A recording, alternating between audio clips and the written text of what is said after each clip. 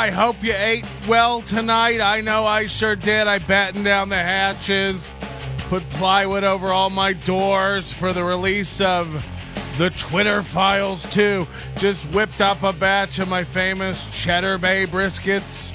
It's where I take a whole brisket and I deep fry it after I coat it in breadcrumbs that I make out of old leftover Cheddar Bay biscuits from the Red Lobster. Remember that place where you used to go down to the Red Lobster and you used to get your Cheddar Bay biscuit?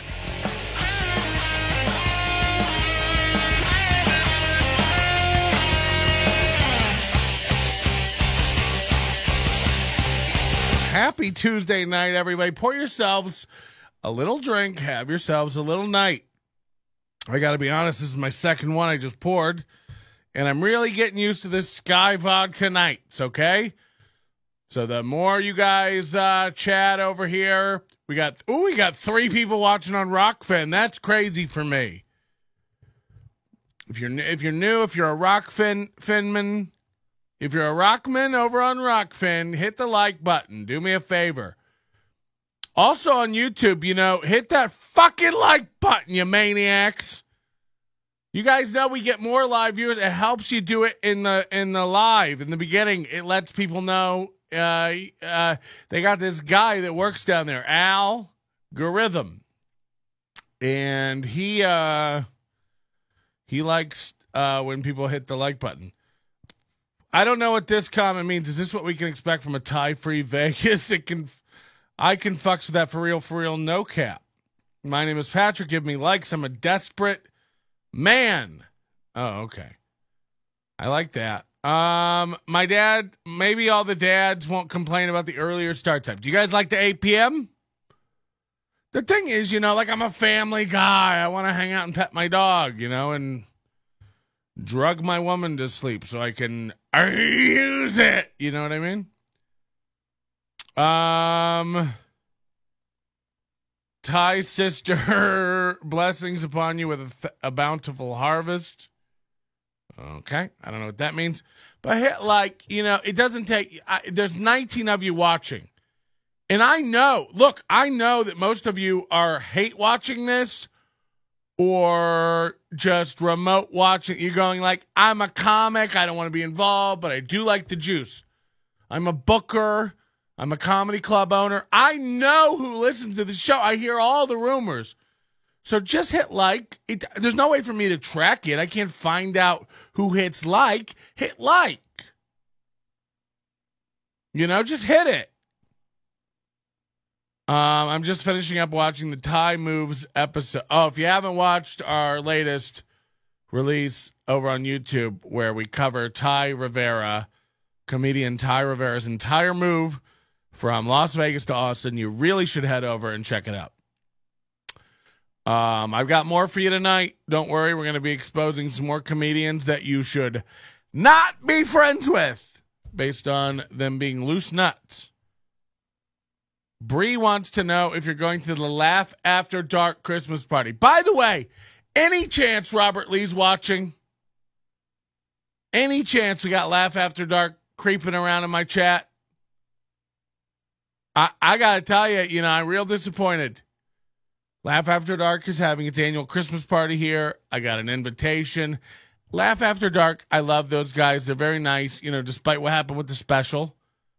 Not entirely their fault. But again, we're not ever getting into that. What happened, happened. It'll never be released. Don't worry about it. But, not their fault. So I consider those guys like family. They're very nice. This year, they put up their holiday party RSVP list, and no, you can't. Last year, you could see who was going. You could see who was coming to the Christmas party.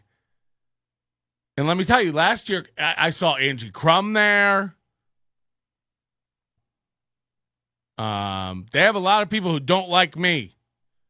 Working with them. Butch Bradley's done their podcast. He might go. I don't give a fuck. I'll go be awkward, bitch. I don't give a shit. At the end of the day, you tell me this. You tell me this, what matters. I can stand up in a room and be like, yes, I did that, and I feel like it was right, and it was the right thing. You said a lot of mean stuff about me and my girlfriend's salsa company.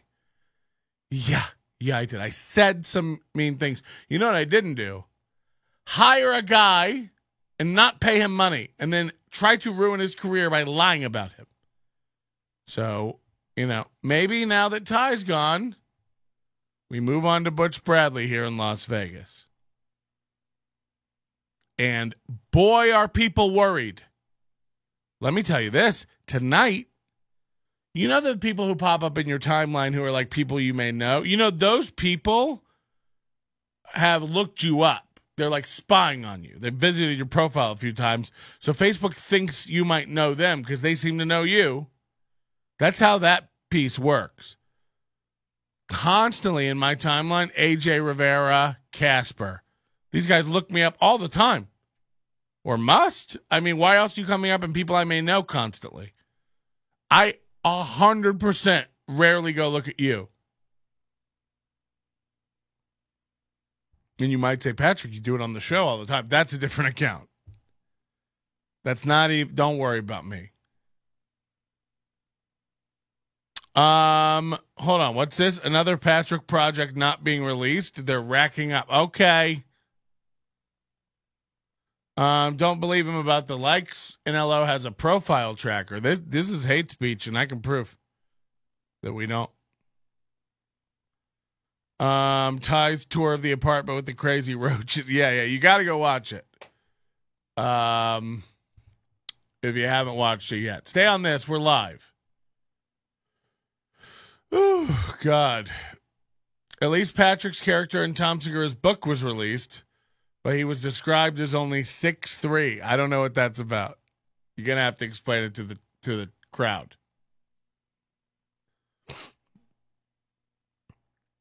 I love being in a book. If that's true, that's great for me. But use my real name,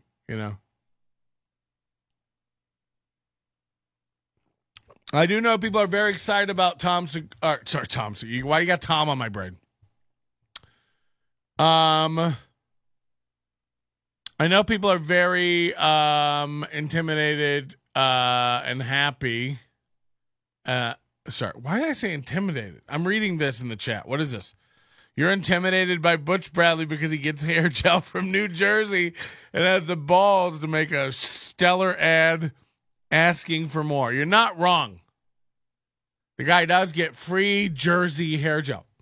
So tonight in my people you may know list, I'm drunk, so this may be a little scattered tonight. Not as drunk as Butch gets, though, am I right? We have the receipts. But this isn't about Butch's drinking problem or former drinking problem or prostitutes that may or may not have been in his apartment last year. This isn't about that. Nobody has photos of that. When your girlfriend found out and posted it on Facebook, no one has screen caps of that. Nobody. So I don't think there's anything to worry about there. This is a comedy show. We do comedy stuff. We sure don't have any information here about how you tried to cover it up. Did cover it up, it seems like. You're back in the loving arms of the salsa lady. So we have fun over here, okay? You fuck around and keep people's money. We have fun. We're light. We keep it fun. We're just telling stories over here. So, Butch Bradley, keep your money. Don't keep your word. Isn't that weird how he keeps his money but doesn't keep his word?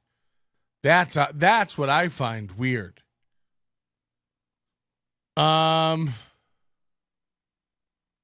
You are called Phil in a chapter called No Fat Chicks.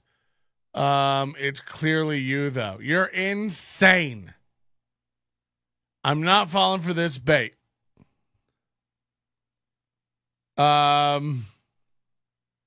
I'm telling you, I'm not a big enough part of Tom Segura's life for him to write about me in his book. I promise you. Tom Segura and I haven't seen Tom in 5 or 6 years, and it's fine. That dude's had a whole nother life since, like, we used to hang out. Do you understand that? Like, he's on such a different level. I don't think you would remember my name. I just looked you up on Facebook. I refreshed it a few times to make sure Facebook thinks you may know me. Oh, so anyway, these people were popping up. And I was like, who are these? Like, it was weird because it was, like, noticeable. And they were like these new people. And it's like, oh, they're employees. You click them. They're employees of LA Comedy Club. So LA Comedy Club, for people that don't know, is a comedy club where Butch Bradley has a residency. And I posted Butch Bradley in the thumbnail for tonight's show, so I assume word got back to him that, like, oh, fuck, Butch, did you hear Patrick's going to come? First of all, everybody relax. Nobody's,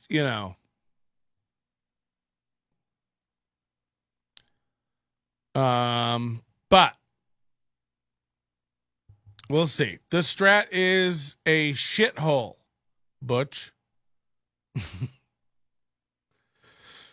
We'll get into it. I promise you, I 99% doubt any character in Tom Segura's book is based on me. As nice as that would be, I'll take the bump. But yeah, we're gonna talk about Butch Bradley tonight. LA Comedy Club. Those people have nothing to worry about. I bust balls. Because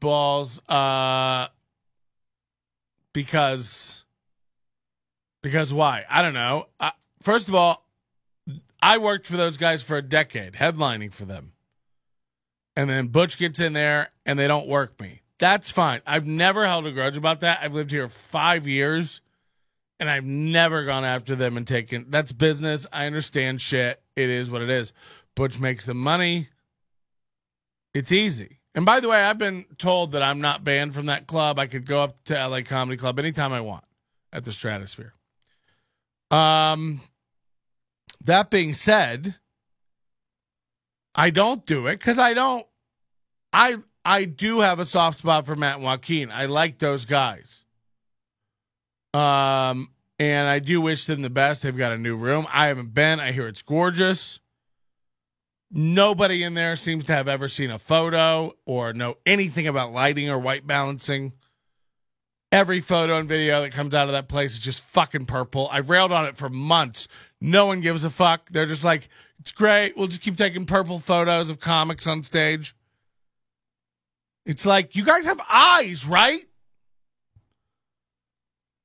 We're in such a weird place where literally, like, you can do on your phone what Steven Spielberg couldn't do in the 70s. And no one gives a fuck. It's like you've seen photos of people. It'd be like if I thought this was perfectly white balanced. I'm aware I'm a little purple. Is this better? The point is, like, I have eyes. I look at this and I go, whoa, red. Dial it back. Whoa, too green. Get it real. I have eyeball. Like, I can see it. If I wanted to key light myself a little brighter, I would. Frankly, I'm a little drunk. I don't want the bright light in my eyes. It feels like a cop. You're promoting your business in a city, by the way, with 9 comedy clubs. And nothing's for granted. You know what I heard today? Caroline's Comedy Club shutting. 40 years that club's been open. Dangerfield shut. Caroline's is shut. Nothing's guaranteed, man. And you guys are like, nah, we'll just keep putting up purple posts. As if we don't all have eyes. You may not. But we do. And it's like, not one comic there says anything. Everyone now goes along to get along. It's fucking insane. Kimmel's is open now, too. Yep. And by the way, Kimmel's, has a state-of-the-art theater. It's really nice. It's nice. And in a town where no one's nailing social media right, as far as comedy clubs, you know, no one seems to give a fuck. Brad Garrett's has a new room. They can't dial it in. I mean, how long has LA Comedy Club's new room been open? A year? Like, no one can white balance a photo? No one can figure out key lighting? And by the way, you opened a brand new beautiful room. And again, I'll make fun of you till I die about this because I'm right. You put up a plastic shiny sign. It looks like a fucking flea market, dog. It's like you're in Vegas. This is your city. By the way, in a world where you can order one of those shitty custom LED neon signs, custom with your logo or whatever, and hang that down in front of your curtain, those are, what, $50? No. We'll go have it printed on fucking core flute.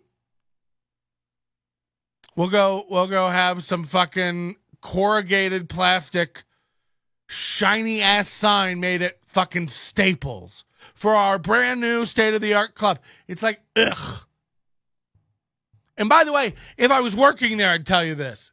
This is a friendly thing I'm telling you.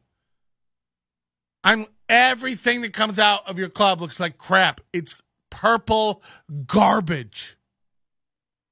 Sorry, it is. You put it out, not me. You're just saying that because they don't work you. I'd love for them to work me. Again, if they worked me, I'd say this. It's not. It's not. But no one seems to give a fuck anymore about anything.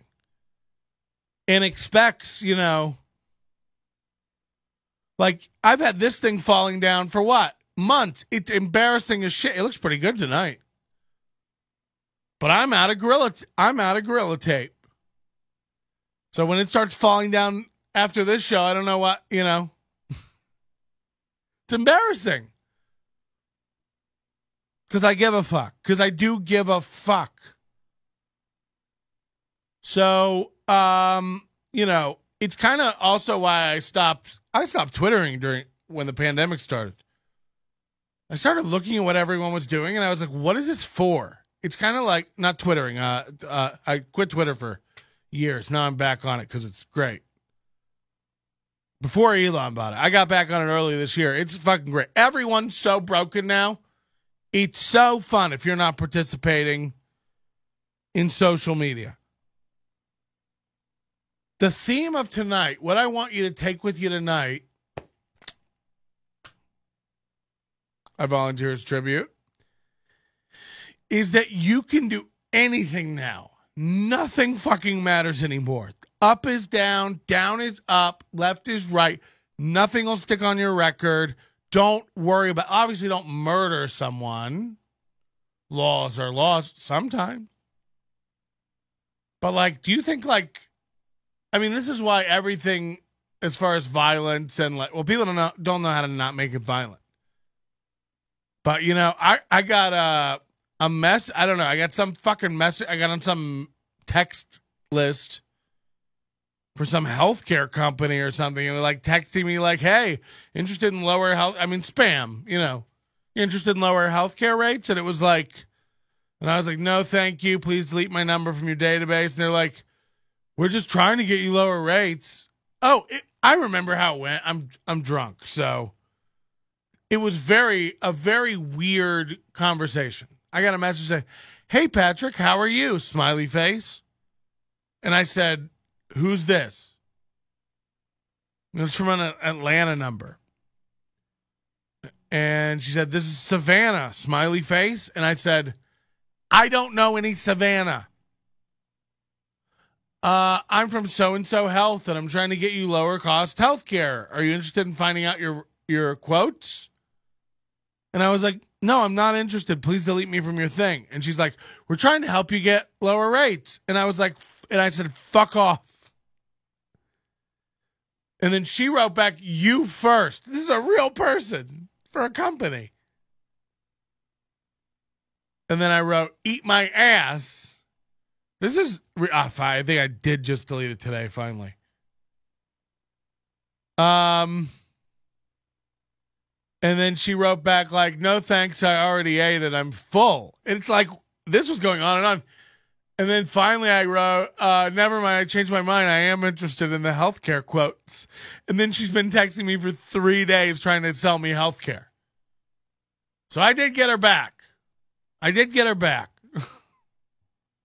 Casper's Comedy Come Hall is thriving on Thursdays for the weekly costume contest. Wear your silliest outfit and win $15 and a spring roll. Woo, got him.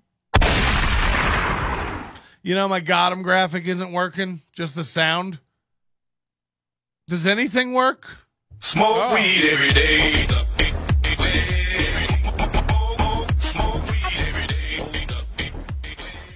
Okay, some stuff does seem to function. I think I got a text message from a similar company about health insurance earlier. Great. Can you describe your future onion sign? You know what? I'm mad because I really like this. I cut it out of a really nice piece of walnut, and I sanded it, and I whitewashed it, and stained it, and lacquered it, and I put the LEDs behind. You know, I worked on this. This is a real. So what do I do with this now? Pry it off my cold dead wall? And my other idea was to build this is a window, you know, in this room. This is covered. If you look carefully right about here, you see a seam. So it's covered. This is a window to the wall. So what if I put a fake window here? What if I mount like a 60-inch TV vertical and make it like a fake window? We can put whatever we want like it's outside. No? Okay. So that's my future onion sign. I don't know what else I would do. I've tried to get these guys to do the neon sign I want. It has to be controllable.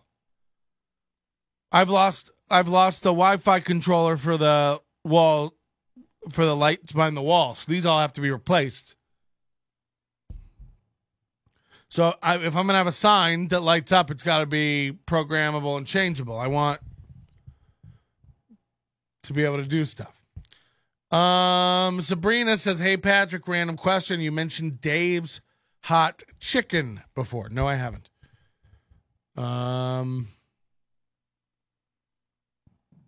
Isn't that Wendy's? Isn't Dave from Wendy's? Houston's Hot Chicken. It does look good. Keep it. Put it above your bed. If anything, I'll put it in my garage probably. But like, or I'll auction it. Anybody want this onion sign? Come get it.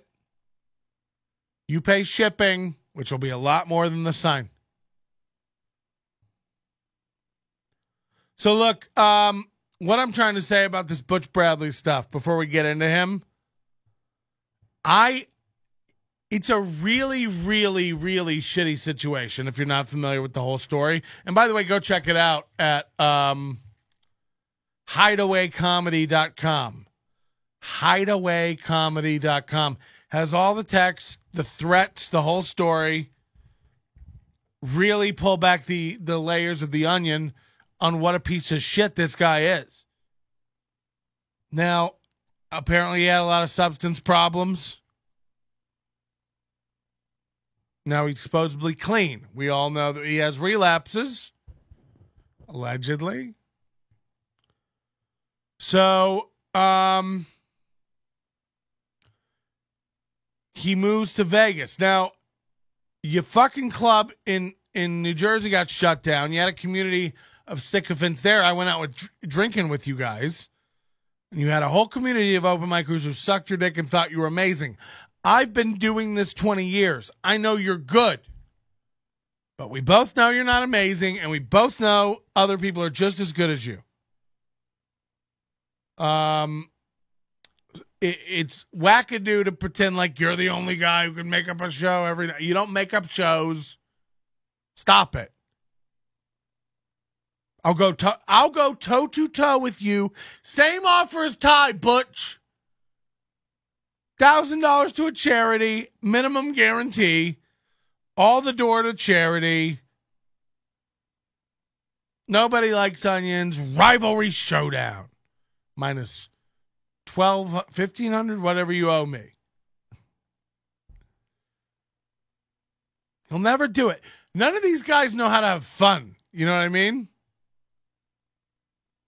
Like, Ty's so dumb. It would be packed if he agreed to come do that. And by the way, it could go any way. I could bomb. I'm not delusional.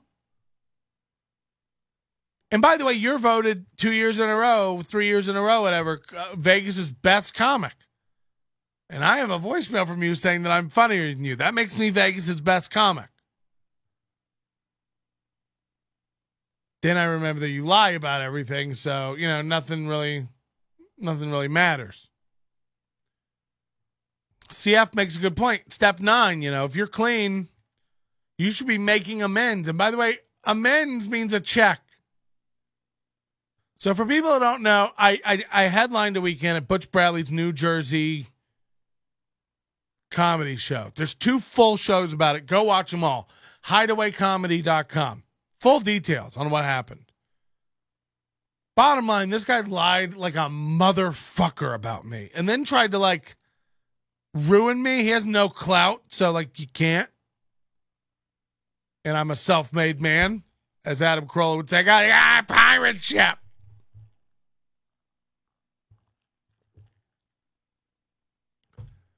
So, it doesn't really fucking hurt me. And by the way, I've voluntarily not been working for 2 years. It's been the best 2 years of my life. I bought a house. My blood pressure's down.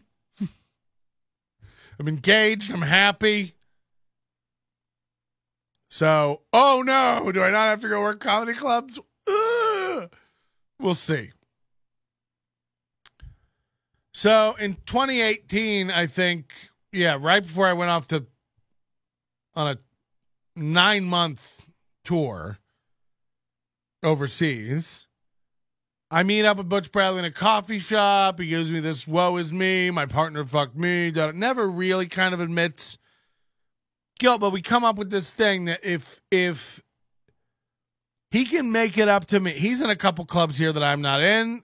The Cellar, Laugh Factory. It's about it that I'd be interested in. And he said, I'll get you into these clubs. We'll get you some gigs and you'll make the money. You'll make money you never would have made. And that's how I'll make it up to you. As if he doesn't have the money. You know what I mean? This is like a guy. First of all, I do think a lot of open micers think that Butch Bradley has a residency in Vegas. He's got to be raking in money. That showroom ain't full every night. It's getting a little long in the tooth. And I bet he has some sort of guarantee with a bonus. But I wouldn't be shocked if 4 nights a week he's making $200 to $500. So it's not life-changing money, especially you got a mortgage, you got a rent, you got, multiple refrigerators to store salsa in. The career in the porn industry must be pretty lucrative that you took 2 years off from stand-up. Yeah.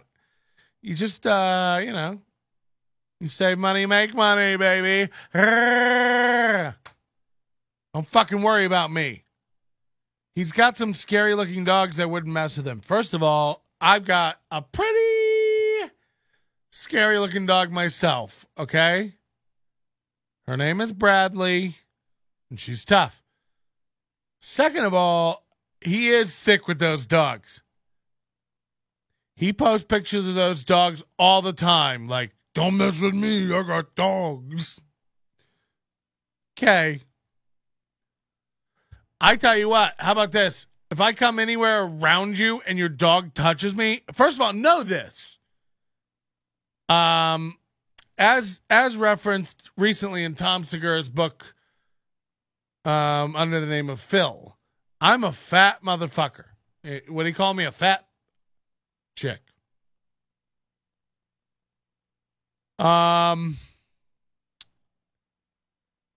So if your dog, I just want you to know this. If your dogs come anywhere fucking near me and I think they might do something, I'm going to punt your dog's head harder than its life is prepared for. I won't even hesitate. I almost do this at the dog park, the aggressive dogs. You think I'm going to let your dog just gnaw on my dog's neck? I'm going to stomp its life. So I'm 6'5", all the pounds, and your dog could bite into my leg 9 times. I don't give a fuck. I'm jacking the goddamn beanstalk to your dog. You think I'm going to go down? My calves are like goddamn jerky. It's the most thick, chewy, strainy part of my body. My strongest muscles. So while your dog's gnawing on my calf, I'm going to be putting dents in its head.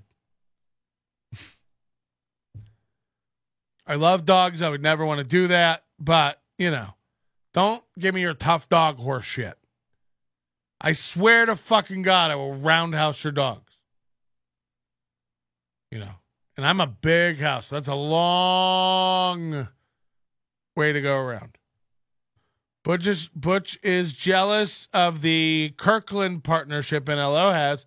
I heard he got caught jerking off in his Kia and cried when getting handcuffed still erect.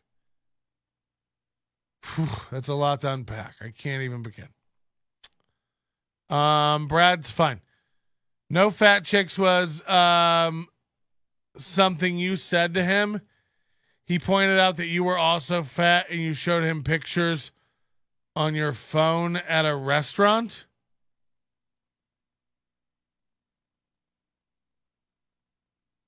This wasn't me. And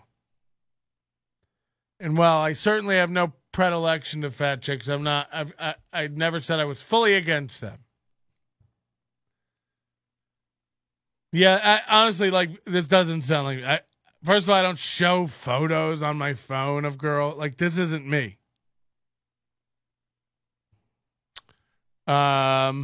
He might know more than one fat person, right?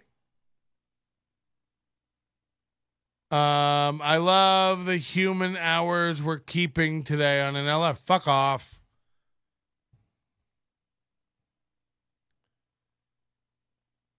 So in 2018, I meet up with Butch Bradley. He tells me, take down this website, hideawaycomedy.com, and I'll get you the work. We'll bury the hatchet. Clean start. I actually went out to Butch Bradley's show at the Strat once, and he put me up on his show, on his 10 p.m. Butch Bradley show night, and it was fun. And then years went by and he never got me that work. And I'm not petty or poor. So who cares? I have my own stuff going on. I don't really think about it. I don't wake up every day seething through my nipple rings about Butch Bradley and what he owes me. And then I get word in 2020, 2021, 2 different instances that he's running his fucking mouth about me. One of the first inklings was I tried to have Jeff Keith on the show. It's back when we used to guest. Give a fuck. Jeff Keith's been on the show. I tried to have Jeff Keith on the show. He's in town. And he's like, yeah, Butch said I shouldn't do your show. You owe it, that you're a bad guy. And it's just what the fuck? What in the actual fuck are you doing, dude? Like, I honestly, like, I kept my head down. I don't try to fuck with you. You're the one who fucked me over, and I'm doing nothing to you, and you're going to interfere with my shit. So, you know, I lost Jeff Keith. And then I hear he's telling other people bad shit about me. And it's like, okay, fuck you. Website back up, hideawaycomedy.com. Let everyone see what a piece of shit you are. And he said it was costing him work. He said it was a problem. It was hurting his reputation. Good. By the way, he's threatened to sue me over this on the phone. That, as if you think that's a good way to go with me. I told him that too. He tried going down that road with me on the phone. You know, I wouldn't have to get it, Pat. I don't want to have to get involved, Pat. I don't want to have to get anybody involved with this. It would be a shame to get lawyers. You can't afford to pay me the $1,500 you owe me. Get lawyers involved. Go ahead. I'll wait. You think you're the first? By the way, just so people know, I just got out of a big lawsuit. It cost me a lot of fucking money. Remember when I was begging for $15,000 and I couldn't tell you why? I just got out of that. And I won. It was very expensive. But come at me, stupid. He's telling the truth about me. We'll wait. So you've already used the fucking bullet in the gun as you're going to sue me. Come do it. Come do it, Ginger Snap. I'm waiting. Know that this is very hostile and aggressive for entertainment purposes. It's very sad to me that Butch and I aren't friends. You know what I mean? I knew it was a lawsuit. Nailed it. Called it. You called it? Okay. Well, thank you for your support. We'll be getting that gift card back to you shortly. Don't worry. I will send that today. I haven't had time. Yeah, but by the way, I don't even think I'd hire a lawyer for Butch Bradley. Please let's go in and let me just show everybody the show. It's going to be a hoot. So I'm happy to do it. By the way, even if I lose, you're going to come out looking like a goddamn douche. It's sad to me that, you know what's really, really fucking sad is that Butch Bradley has no vehicle in this town. What I mean by that is no heat. Look, I have no doubt you get people coming into the Strat on half-price tickets into your goddamn show at 10 p.m., drunk straggling in. But you and I both know, I've seen pictures and I've heard reports. You and I both know there are plenty of nights when there's 20 people in those goddamn seats. So let's all put our swords down for a minute and recalibrate. Butch Bradley is a very funny guy with no one with a goddamn clue around him. Aside from maybe Matt and Joaquin, who know how to milk a horse. But don't get it twisted. You're not irreplaceable. They just had their redneck magic guy quit and plug a new guy in. By the way, there's 5 guys in town you could plug into that spot, me included, and it'd be fine. Anyone who can fucking do a show. Big Irish J would be great in that spot. Anybody who knows how to handle a fucking crowd could handle that spot. So you're not irreplaceable. We both know before you came to Vegas, got run off to Vegas.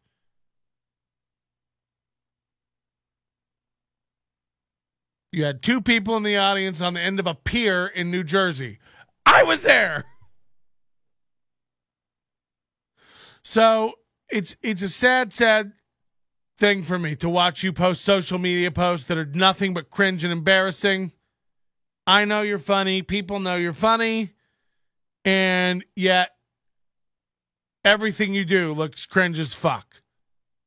again, it's like no one around that place has a clue about art design or aesthetic or how to film something, or I know something that I shouldn't say, but I'm pretty drunk.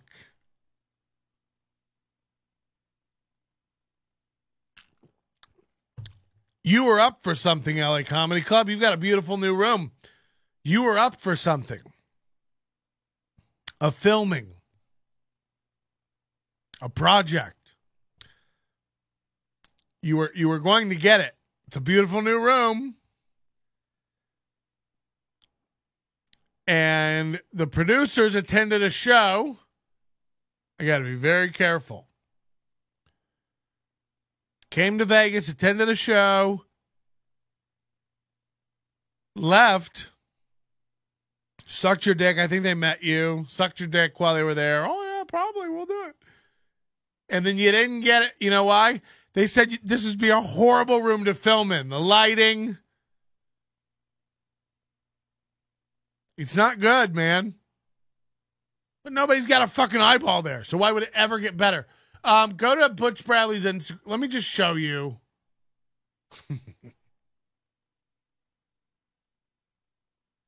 Butch Bradley's Instagram. So we know. This is what I'm talking about. Purple, purple, purple. This is like, this isn't stylized. It looks like it has like a grain effect on it. No. This is what they do.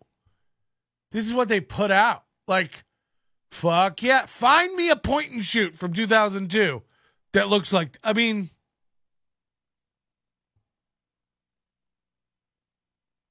look at that. Like, and all they do is crank out these photos. They love them. He posted 2 in a row of the same photo. This is how out of it this dork is. Imagine being such an out of it dork that you're constantly posting everything twice. You don't even know it. You're doing it. How could you even do that? What's the first one says? Tonight, 10 p.m., playtime, fun time, stage time. Who wrote this? Skippy Sprinkles? Yay! Fun! Skippy Sprinkles! Fun time! Yay time! Duh! Are we sure this guy doesn't have brain and TMIs? Holy shit. Holy shit. Like really. Playtime, fun time, stage time. Hashtag Butch Bradley as if anyone's using this. And then what's the second one say? The same thing. Like he forgot. Stage time, fun time, playtime. Here's Xmas time. You guys like videos filmed in dark rooms with cheap Venetian blinds? Dope.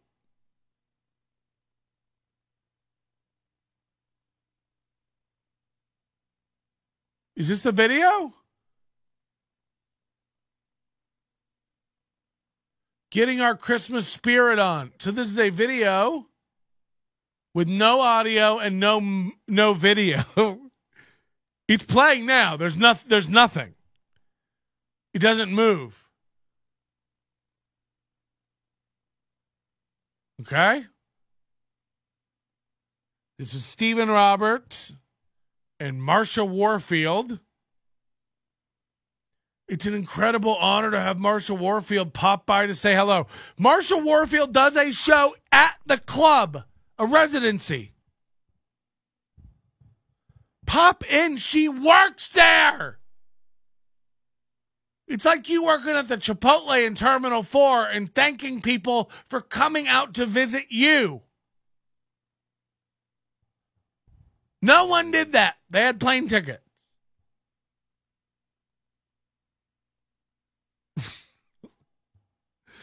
Fuck, is this guy out of it with social media? So you've been headlining a show at a residency in Vegas. Number one show in Vegas. By the way, again, most nights an empty guy in an empty room screaming. I have video of this guy just seemingly coked out of his mind, screaming at the crowd. It's embarrassing. I have really embarrassing video of him from our shows in 2015. But he posts photos like this all the time, which are my favorite ones. Hashtag drive. Got 24 likes on this. It's exhausting to explain yourself or your own drive. He capitalizes it. So I stopped what I'm discovering about myself is feeding my drive eliminates anxiety. What? So I stopped what I'm discovering about myself is feeding my drive eliminates anxiety. My speed, my pace, my drive, my goals. Maybe chasing your dream is a God test. He's starting to sound more and more like Kanye. Anxiety tells you to move on from your stationary position. Find your hashtag feel good. So imagine thinking, first of all, everyone knows it's a trope. Gym selfies are cringe as fuck. Stop it. Knock it off. Number 2, thinking that this is a great photo of yourself that you're going to share and you're this inspiring guy. You got Pinterest quotes now, motherfucker. Okay. Hey, look, nowhere in LA Comedy Club can you get good lighting. Comedy Family.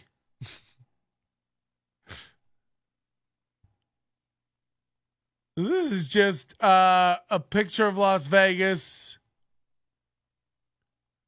Again, this is a video he uploaded, but it isn't. So that's dope. I like your beard, sir.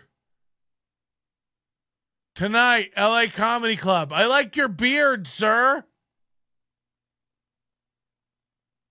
Okay. Holy fuck, what is this?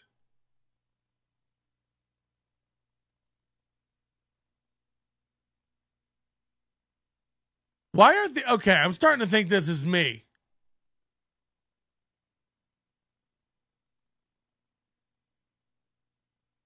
Why aren't these playing?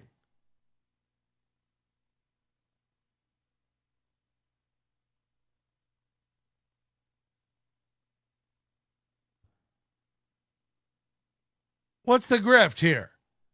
Is this on me? Am I being punked? Is he this stupid or am I dumb?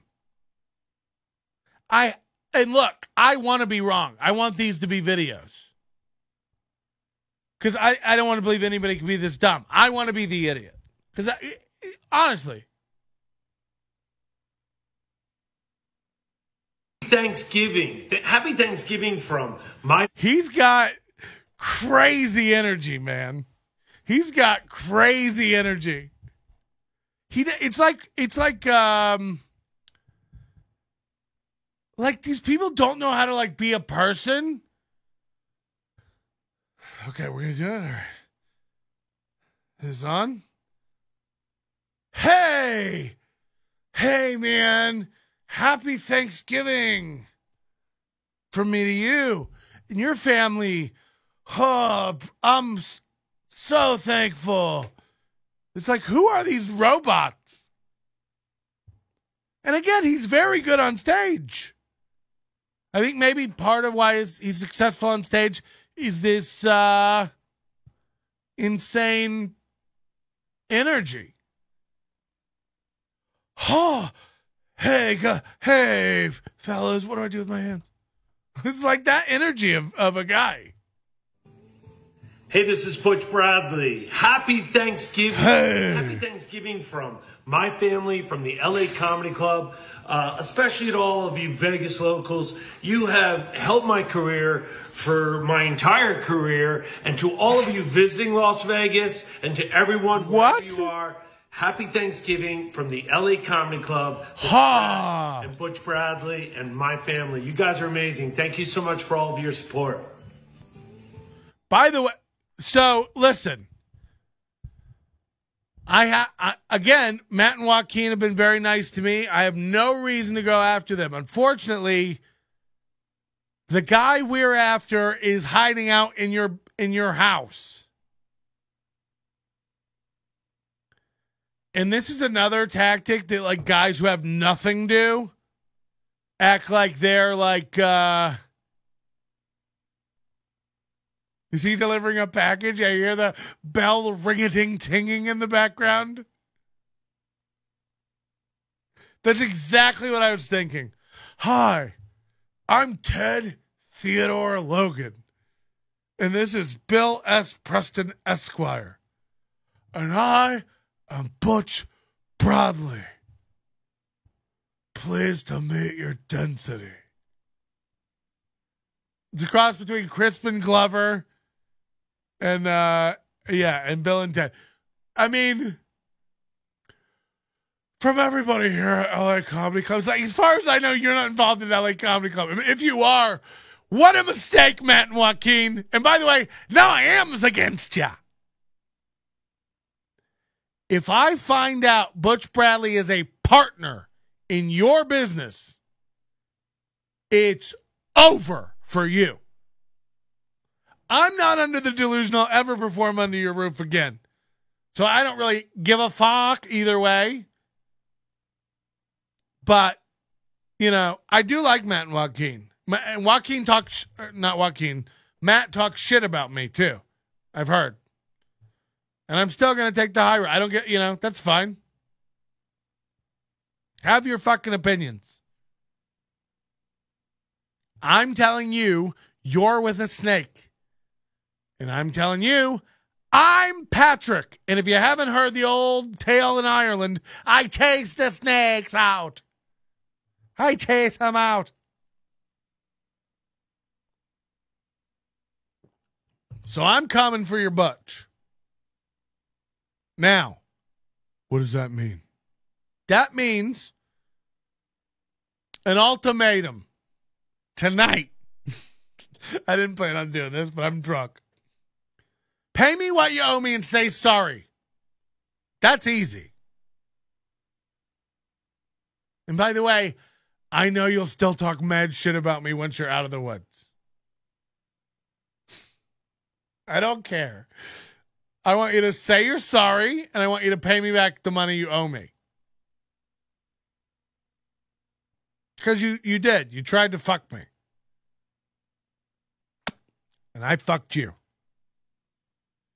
Or we can see how much fun we can have with this.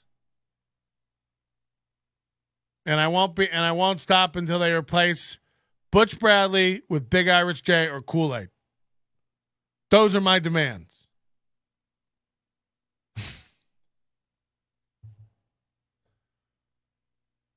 So that's where we're at.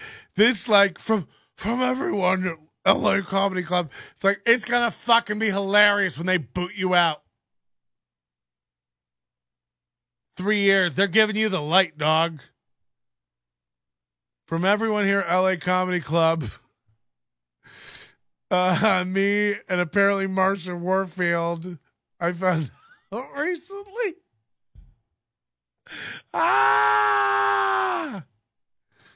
Fucking imagine.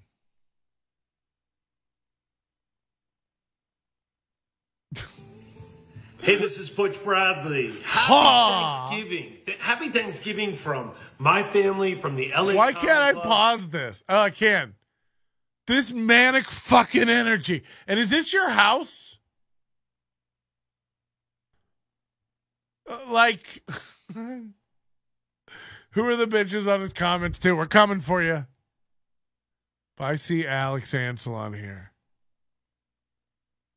John Harrison comedy.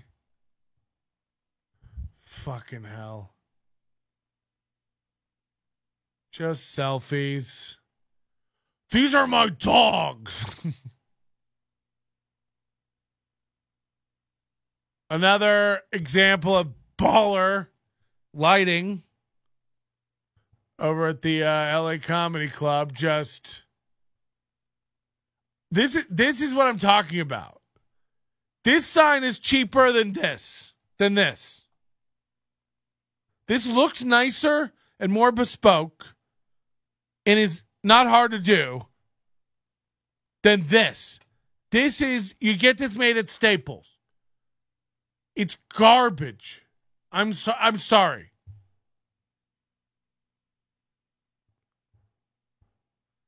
And I was under the impression this thing held like 300 people. But it's very easy to see. This is two tiers. 1, 2, 3, 4, 5, 6, 7, 8, 9, 10, 11, 12, 13, 14, 15, 16, 17, 18, 19, 20, 21, 22, 23, 24, 25, 26, 27. What do you got? 70 people here?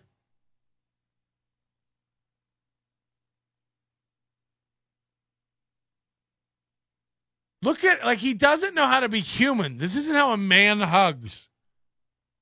Also, people don't hug and pose for a hug photo. Like, who's taking the photo? He's not a human. This is not how people sit and act. I saw Kool-Aid Butch and Angie getting blackout drunk at Chili's on 3rd Street. Alex was looking real chummy with Butch playing feetsies with Angie. I don't know if we can trust him anymore, Pat. Whew. Now, I did see these photos of Angie and Alex playing footsies, but if Alex is running back to Butch, being a Butch pal,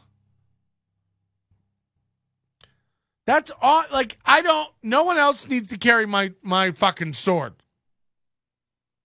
So I don't, that's fine. Again, a lot of people don't fuck with me because of this kind of stuff. I get it. But yeah, Alex did not tell me. He told me about the Angie stuff. He didn't tell me Butch was there and they were chums. He better hold on to Carla. Can you imagine the energy on a first date? Holy fuck. Hi, I'm Butch Bradley. Welcome to the first date. You don't want my army digging into your past. What is this? Family, oh shit. Family, oh shit. And here's Butch. Did I do that? Haven't been east in over 3 years. So good. Like, he's really run. There's no reason to go back. You're loathed in that community. You owe everyone fucking money. You fucked over local comics. You were a goddamn nightmare. Oh, first time back east in a few years. No one wants you.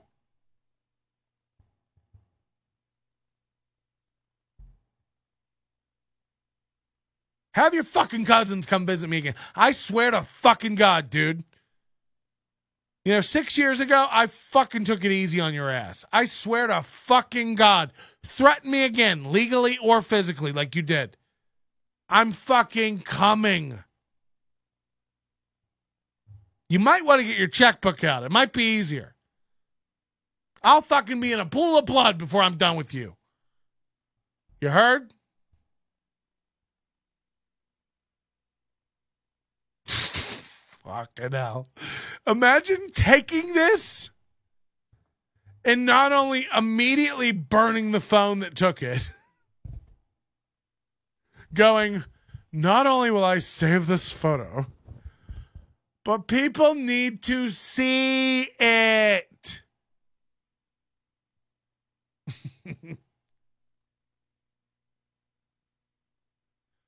Oh, fuck. What an out of it. Like, he's king of the out of it. How old is this photo, Butch? What world are we in? I love that even the 3D mock-up of LA Comedy Club sign is like a Cortex cheap version. I swear to God, all these comedy clubs should hire me. I can make your business, I can improve your business in 10 key ways in 1 week by walking around and using my eyes. Tell me you give no fucks about your... Imagine saving up, opening a business, opening a comedy club, opening a restaurant, opening a whatever, and giving so few fucks about it that you're just blind to this shit that like... Oh, are all of our pictures purple that we put up? I haven't really noticed. Ah! I want to fucking gut you. I want to gut. You sound dumb as fuck. And when I talk to a comic too, I'll be like, hey, all LA Comedy Club's photos are fucking purple. When I talk to people in the know, we all laugh about it. Like people who, by the way, own other clubs in town. We laugh about your shit. And then you'll meet a comic who's like, what do you mean their pictures are purple? It's like, Alex, we saw you slamming affordable blue margaritas and chowing on some bacon ranch chicken quesadillas courtesy of your new master, Butch. Angie, rimming you out back next to the Kia was just extra. Whew. That's más bien abajo.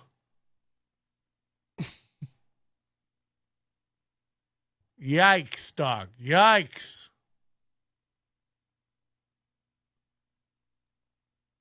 Look at these photos. He double posts so much. Why the double post of everything?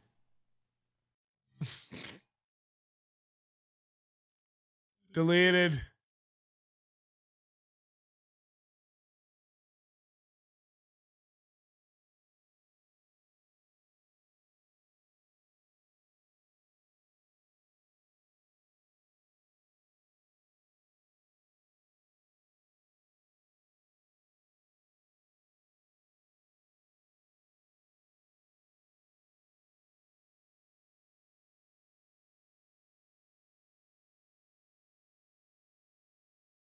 Is this guy shitting?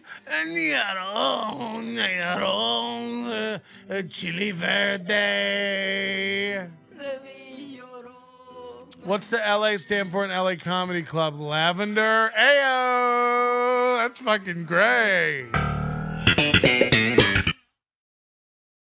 What is this? This table just has like cut open fruit and pictures of like Butch's dead relatives.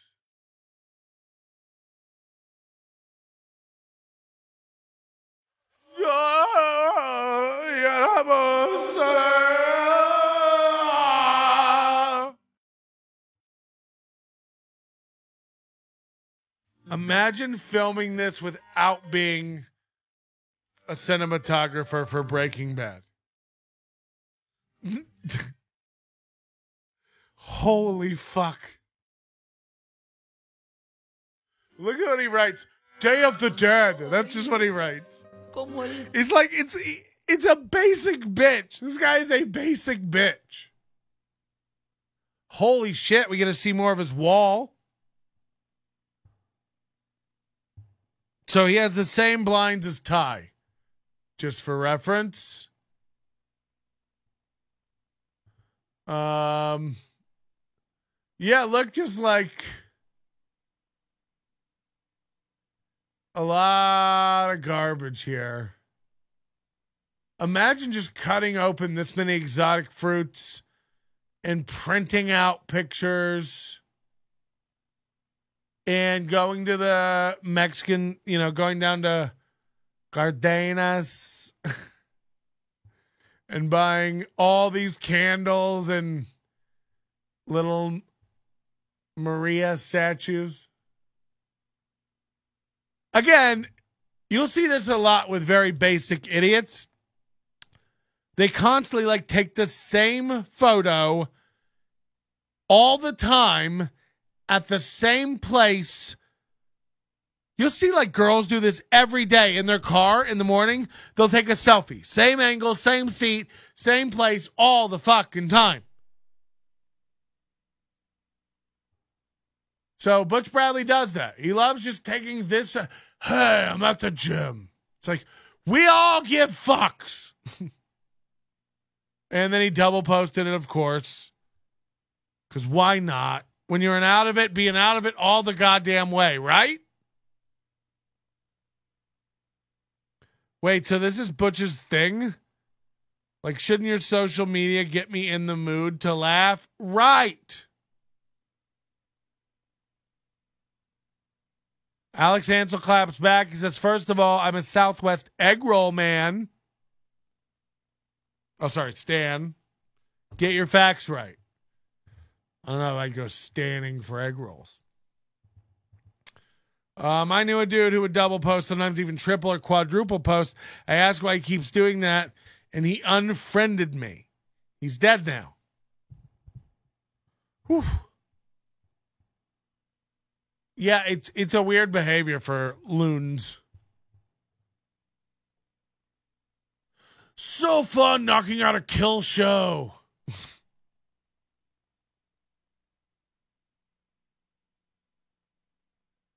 This guy goes, that dude's hair is so terrible, though, but I think they're talking about Butch.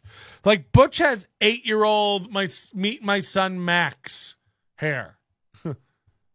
This is like when you have an 8-year-old kid, you take him into the barber and go, yeah, he wants kind of a faux hockey cool, it's back to school haircut. That's Butch.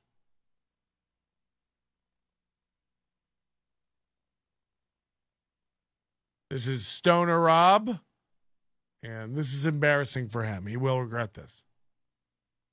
Who's this guy? Whew. What a fucking loon. Pauly D hair over here. And he double posted it again. This guy's fucking out of it. He's so fucking out of it. Definitely a no for me, dog.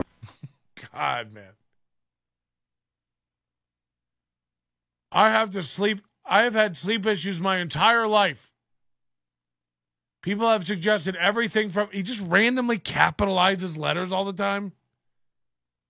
Like he's a 3rd grade education. Everything from exercise, melatonin, Xanax, and booze. This is the only thing that helps me sleep soundly. My anxiety blanket, Boru. Boru. We're coming for you, Boru. Ugh. Double posted, of course, same exact things. The kids got new collars tonight. I'm working on new funny LA comedy. I thought every show was different, Butch. Which is it? Is every show new and different, or are you working on new stuff? Also, comics, these updates we don't need anymore. You're a comedian. I assume you're working on some new stuff. No comic ever goes, been stale for a while, going to keep being stale. Stay in the loop.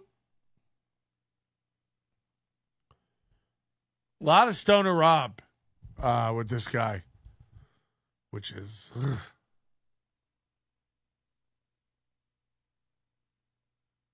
Yeah, these are gonna I don't like Stoner Rob now. Imagine taking this. Oh, double post? No, fuck.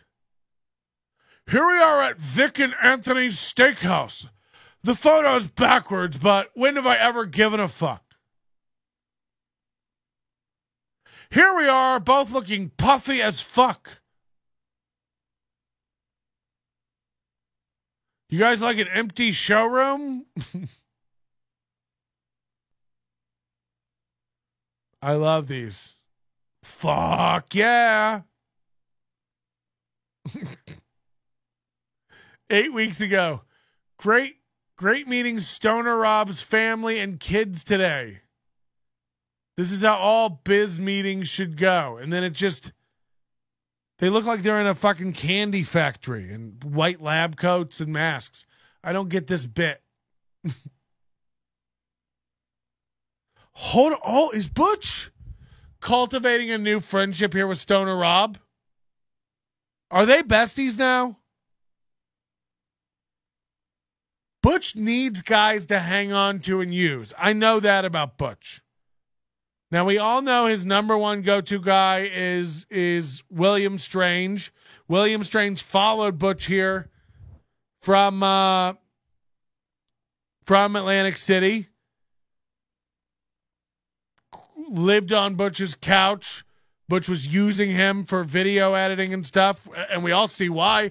Banger content. Hey, do me a favor. There's 26 of you watching right now. I don't want to keep begging. Hit the like button. You'll help the algorithm out. We're stale as fuck, sitting at 9. Can you hit the like? It'll take you 2 seconds. This discourages me. I get upset, and then I'm going to bail. I'm going to bounce. I get upset. Just hit the fucking button.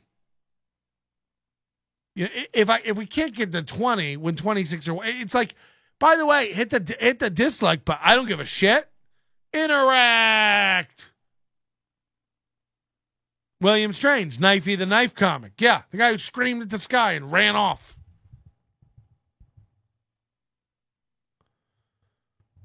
Butch took him to Asia on tour.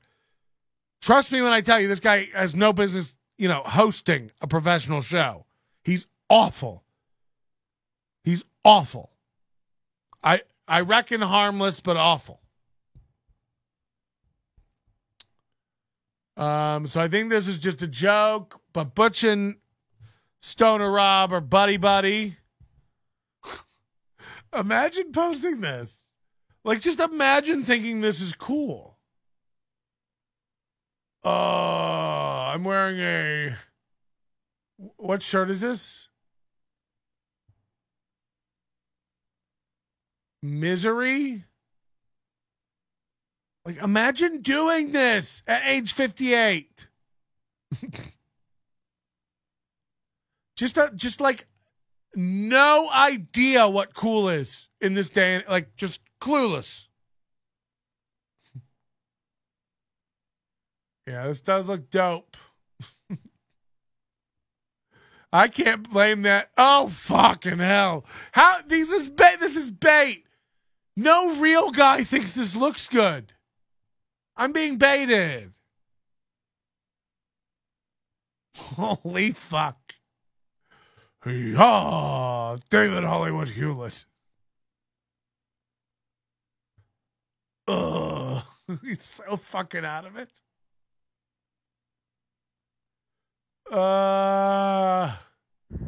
Hey, this is Butch Bradley. That's Boru in the background. I am here in the park with my dogs. Beso's about to pass me at 100 miles an hour. And tonight, 8 p.m., I'm at Brad Garrett's. If you want to catch a show and you're in Vegas, 8 p.m., I'm with Brad. Awesome show. And then 10 o'clock tonight, I'm on my usual spot at the LA Comedy. We know. Everyone in the world for 3 years has been told where you are at 10 p.m. every night. 8s of people are interested nightly. So calm down. We all know.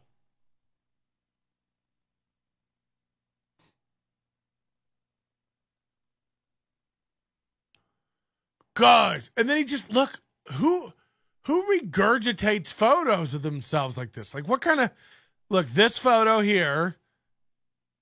Here it is again.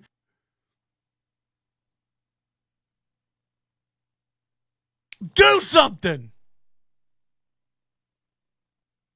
Told me you were gonna come get me in New York City, you fucking bully. Do it. Take a moment from producing purple photos and come do it.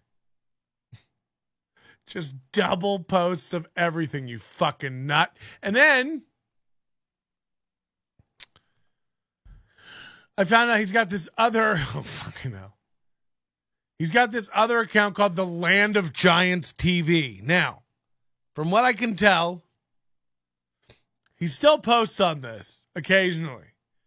It's been 33 weeks. The last photo he posted on it was this, Jim.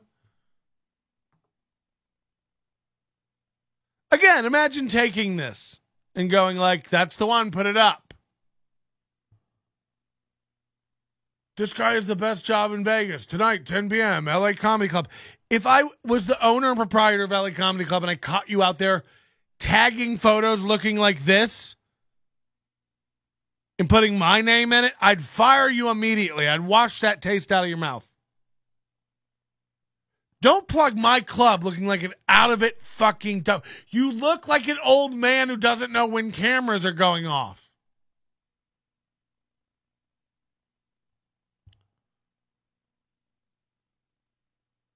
Just Marsha Warfield and him. This is 33 weeks ago, but he has a photo up this week like, so glad Marsha Warfield popped out. She works there. You see her all the fucking time. Why do we have to tell you this? Or is it just appearances for the gram? Because you can knock it off. You get 20 likes on everything. So, I don't know who you're trying to impress. Marsha Warfield swung by. Who? Did what? No one cares. No one gives a fuck.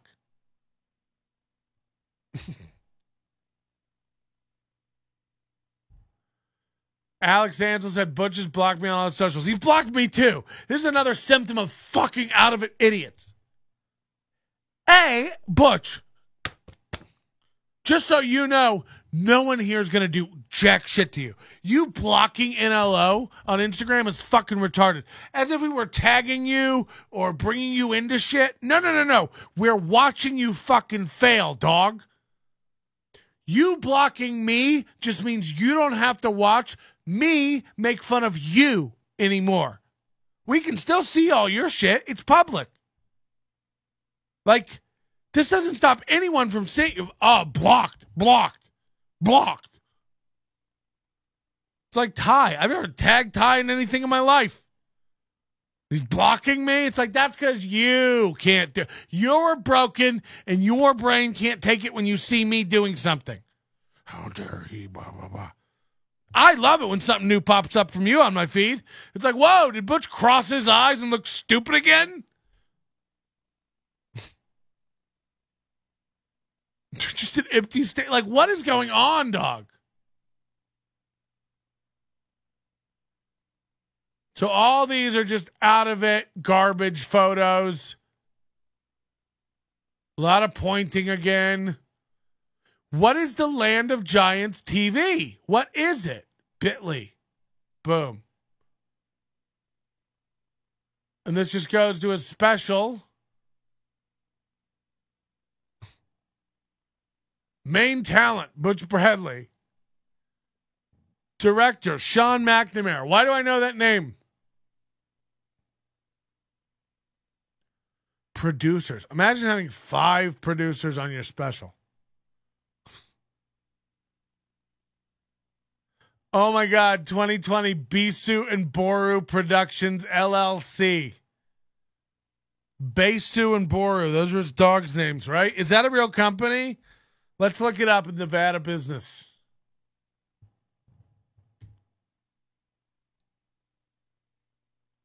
It is. Woo. Make sure there's no addresses. Nevada Domestic Limited Liability Corporation. Lawrence Bradley. Managing member. Yeah, it's got his address here. I don't want to show it. June 30th, 2021. So he started a business for this fucking special?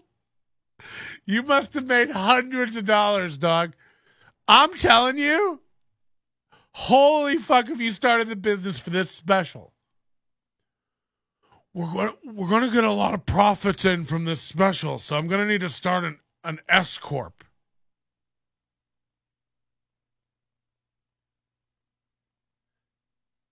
Yep, there is a Facebook profile.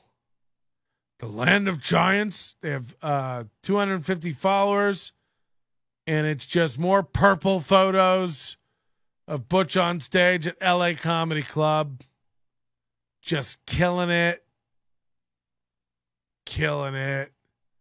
1 like. 2 likes. 1 like. No likes. 12 likes. Sean Fitzsimmons. Ugh. 2 likes. No likes. So it's like, who is this all for, this appearance? Yeah, come on out, another show tonight. It's not like Tom Segura posting that and thousands of people seeing it and popping out the show. Tom Segura could pop into a show, give a tweet 20 minutes before and pack the room. Who are you talking to? It's like, no offense, Adam Dominguez or Alex Ansel constantly telling us where they're going to be at 8 p.m. It's like, we get it. If we want to see you, we'll let you know. We know where you're at all the time. And I don't mean that as an insult. It's just like, how many times can you plug your 6 p.m. spot that you do all the time? What do you think will happen if you stop plugging it all the time and clogging up your feed? What do you think would happen? They'd stop working you? You're not plugging it. You're not getting people in. You're not getting people in regardless. Butch can't get people in. What are you doing? Waldeck. I'll be doing 5 tonight at that. We don't care. We love you. We don't care. Those are sets for you. You go work on stuff and get better. All your friends and family don't need to come out and see every guest set or opening spot you do somewhere. They don't. Snap out of it. I believe you're working. You don't need to prove it all the time. Patrick, you sound bitter. Yes. Yes. No, but look, if you're at a club this weekend and you got multiple dates, plug it. If you're doing a guest spot at Wise Guys Wednesday, if you're hosting the Wise Guys Open Mic Wednesday, I guess post that. I guess.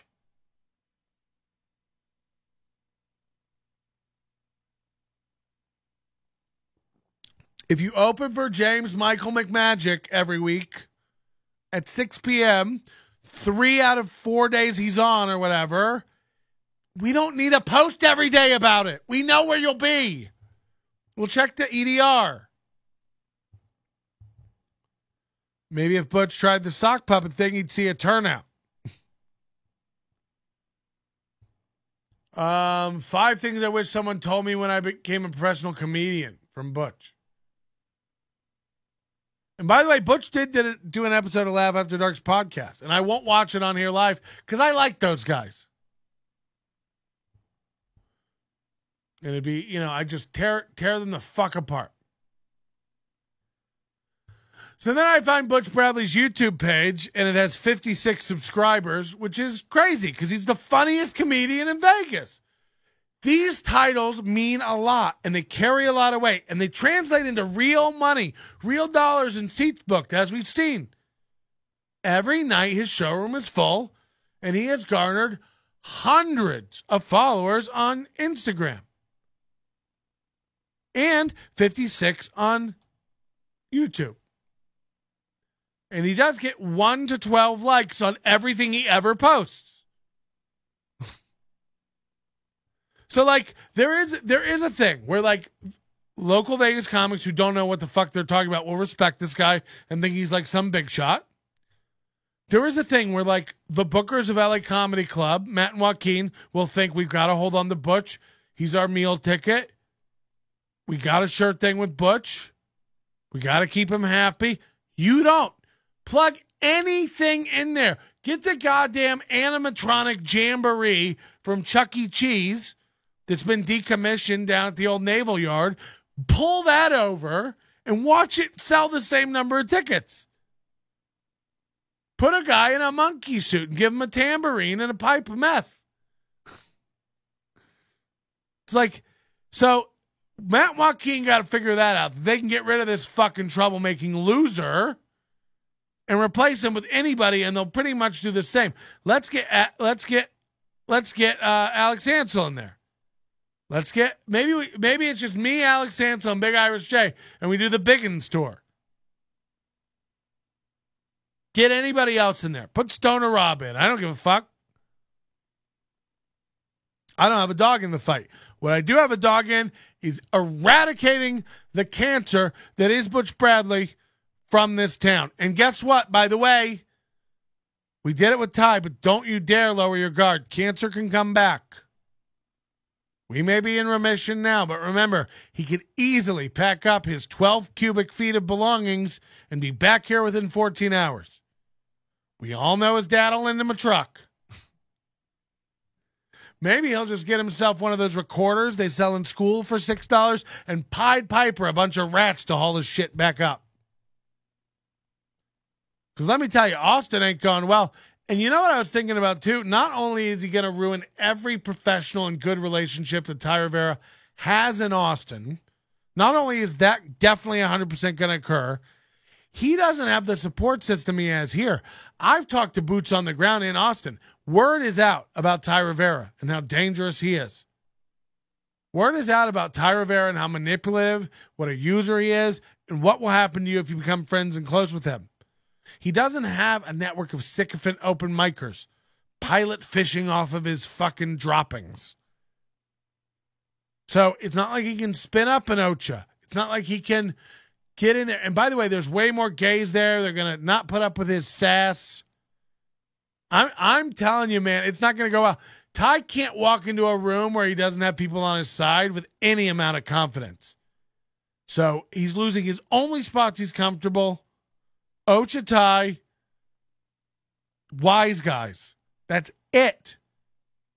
And I guarantee it won't be long before he starts talking mad shit about people in that town on his podcast, and it all turns to garbage. Ty, he's been gone so long, I forgot how to spell his name. The fire marshal will not allow the three of you to be in the same building. I bet Butch Bradley really wishes Ty didn't leave. Yeah.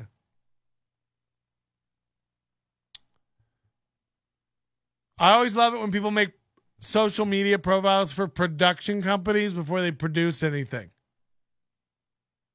Well, look, I mean, you do kind of have to do that. There is such a thing as pre-marketing, but it's like there are certain profiles of people, there are certain archetypes that have a reputation for constantly announcing new projects and never finishing anything. And before you go off on me about the Edinburgh thing, let me get a spoon so you can eat my asshole out like yogurt.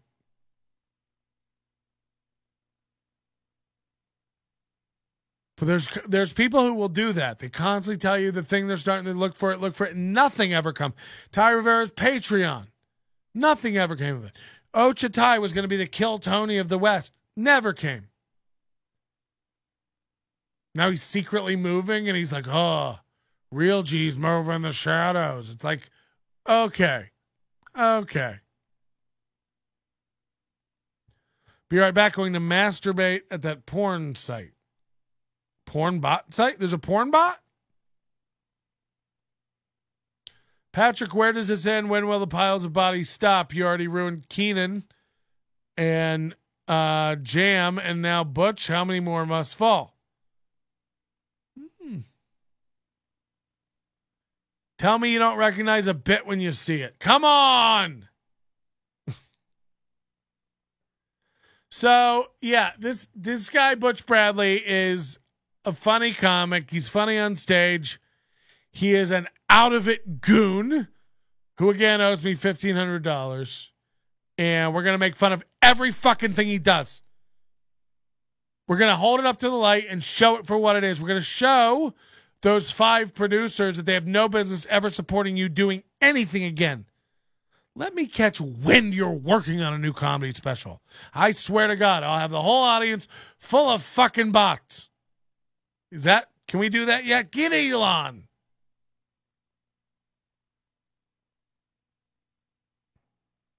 Back to Butch Bradley. Oh, yeah, the bitch. So we found this Butch Bradley. He's got 56 subs on YouTube. and he's making In the Land of Giants TV. And these all have 200 views, 99 views, 187 views. He's got a show with Piff the Magic Dragon.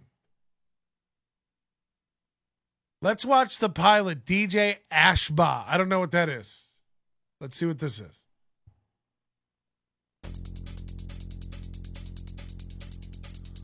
Hey, this is Butch Bradley with the Land of Giants. I love this project. I get to hang out with everybody I want to meet and talk to. This week you're going to get... It's episode 1, dum-dum. Imagine this. Just like, again, you've seen TV, right? You want this to get picked up. You want this project to get picked up. You've started a show called In the Land of Giants TV that features your dumb back-to-back bees logo. Bzzz. Butch Bradley, B2B, baby. I have an idea for a TV show. It's called The Land of Giants because Vegas is like, there's so many big giants out here. So 3 years ago, 2019, Butch Bradley starts The Land of Giants TV. We don't need to tell you how this turned out because you've never heard of it. Let's watch as Butch explains a lot. And by the way, anyone ever start a TV show off like that? The episode 1 of Punked with Ashman Kutchman was like, hey, welcome to Punked. I love this project so much because we get to like punk the people that were like trying to punk. I think Bob Saget did that on the first episode of America's Funniest Home Videos. Hey, everybody, I love this project so much because we're going to watch so many funny videos.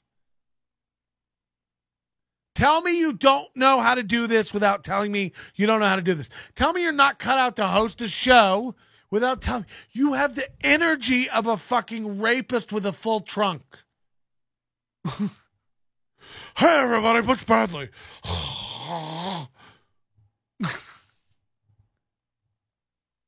Fuck. He looks like he's about to ask the wizard for some courage. Right. Cue Skrillex after the cold open. Are you predicting it? Let's see. Look at the world of D. I want to see him just go, I love this project that we've never done.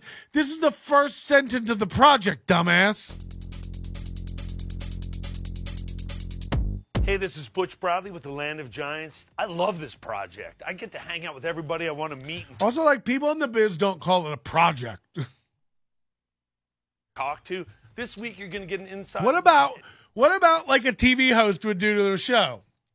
Hey, everybody, my name's Patrick Melton. Welcome to the Land of Giants TV. On this show, we're going to get to hang out with some of the coolest people here in Las Vegas.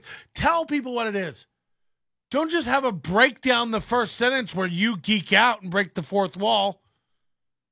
Oh, I love this show. We got to talk to the people.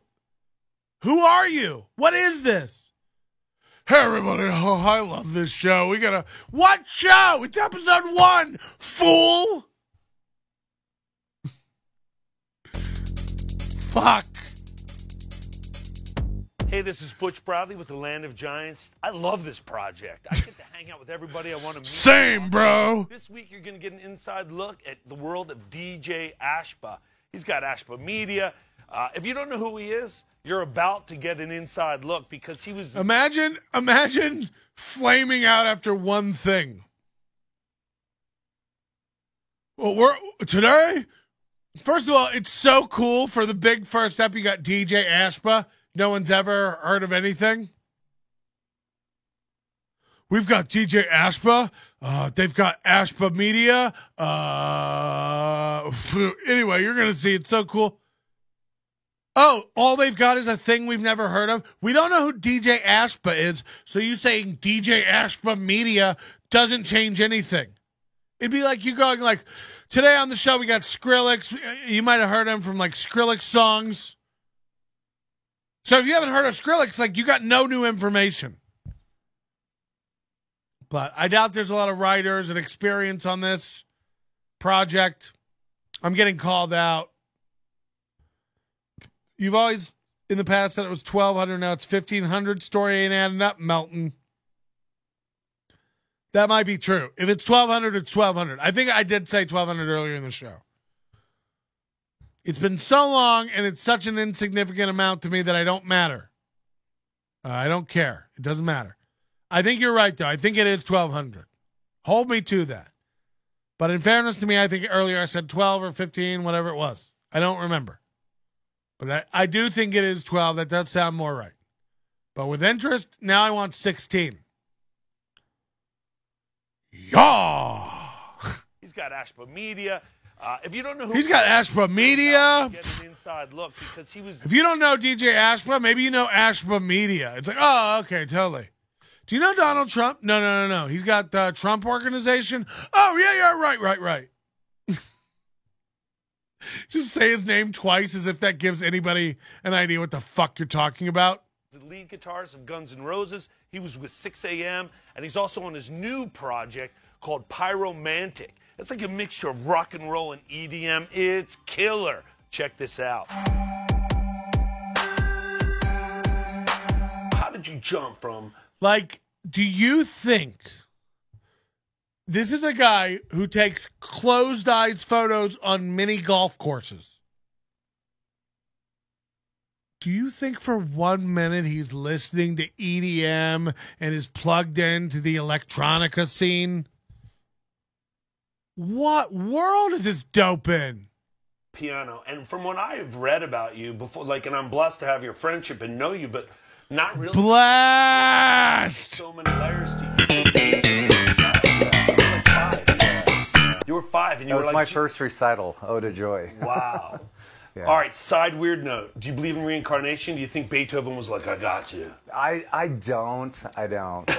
Wouldn't it be great if you were I think once we're Beethoven gone, back? we're gone. But it would be cool if we come back. That'd be cool. But I don't know. I mean... He's just doing shots of 5-hour energy over on the side. You do got to wonder, and, you know, maybe there's something to that. there. Yeah, there's something. Yeah, this is how it's supposed to go.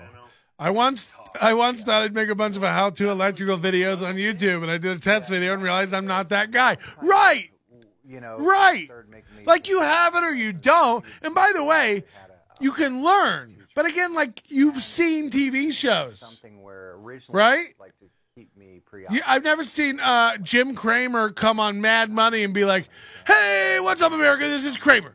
My name's Kramer. Welcome to Kramerica. Play the guitar. I love this show. I get to talk to stock people and CEOs. It's crazy. You might know my next CEO from Widget Industries. They make all the widgets you use. You ride this machine through the cornfield, and you take the... This is great. This is perfect. Yeah, I also have Folg from Folg TV and Gwerk from GwerkNet. Yeah, that's exactly what you did. Oh, you don't know him from his first name? Maybe you know him from his last name. It's like, we don't. $80. I mean, it was... Yeah, let's see how good of an interviewer Butch is, huh? It's so funny. The Fields of America have, like, created, like, Johnny Cash and you. Yeah. Like, you're like, you know, there's got to be a better life. There's just got to be. Okay, hold on. I'm looking down. Before we go back to it, how long do you think this video is? I haven't looked. I didn't see when we started it. How long do you think this video is? Now, if he's really seriously trying to shoot it for a television show, it'd be 21 minutes. Although, what is a fucking television show anymore? Waldeck said, I've seen Kramer come close to doing that. Yeah, actually, as I said it, I kind of could hear him saying it.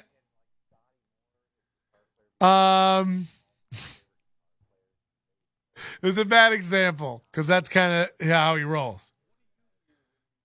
I love this show. Oh, your own show? Do you love it? 200 other people have loved it the past 3 years, so... 17 minutes, someone is saying, I'm saying he wants to do an hour, but I don't think he has it in him to do the hour, so let's see. Let's check the time. 26. So, he wasn't trying to keep it tight, and it's going to be just babbling idiots. Let's see. Made me feel, you know, it's something, You know, I was starting. Kramer, how do you think this interview is going to go? And it's going to go bad. Next guitar that you heard. Eddie. You really think that's going to happen? It goes bad. Guitar, Okay. You know, when I heard Eruption, I was just like, Yeah, right.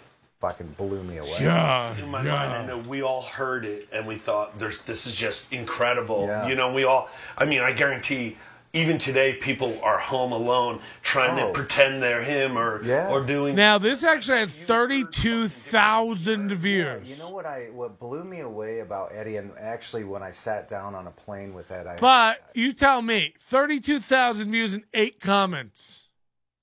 Is that algorithmically possible? Gotta love DJ Ashba. So maybe this DJ has a following. Let's go to episode 2 with Piff the Magic Dragon. This is 187 views. So real fall off. Oh, no. Oh, fuck. Here we go. This week on In the Land of Giants, Butch Bradley got to interview Piff. I couldn't move like a dragon, so I thought I'd move like this. Piff was really cool. You know, the big AGT guy, hilarious genius, has his own show in Vegas. Piff, you want to know more about him? Check out this episode on the Land of Giants with Piff.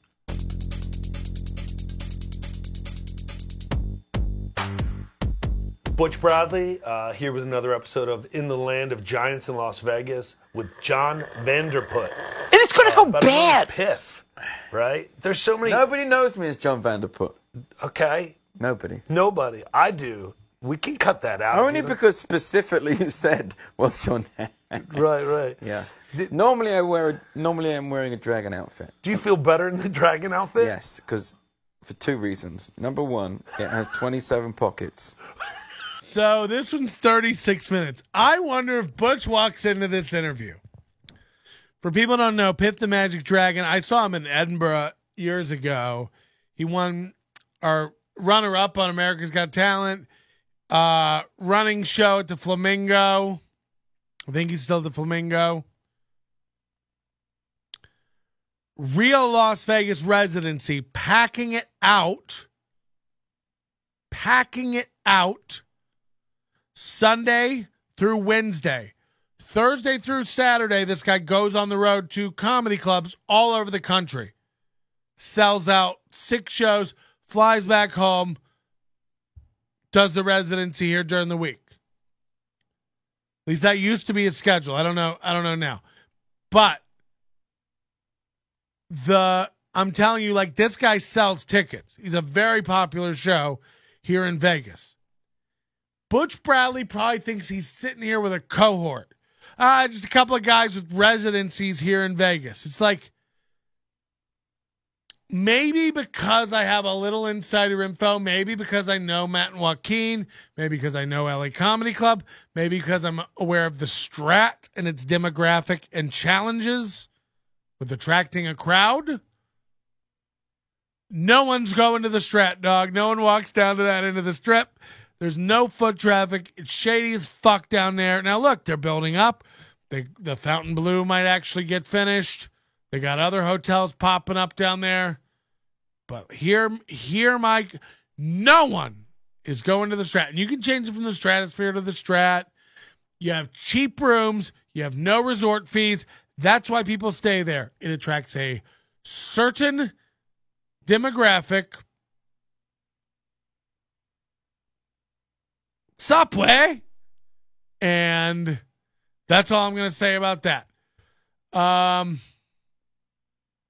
That hopping around arm thing is what they went with. Yeah. Huh, Butch Bradley, Land of the Giants TV. He's so uncomfortable in his own skin. Do you think it's because there's so many fucking skeletons in the closet? Do you think it's because people here in Vegas don't know your past? Do they not know how you were run out of China? Do they not know how you were run out of Atlantic City? Failure after failure, dog.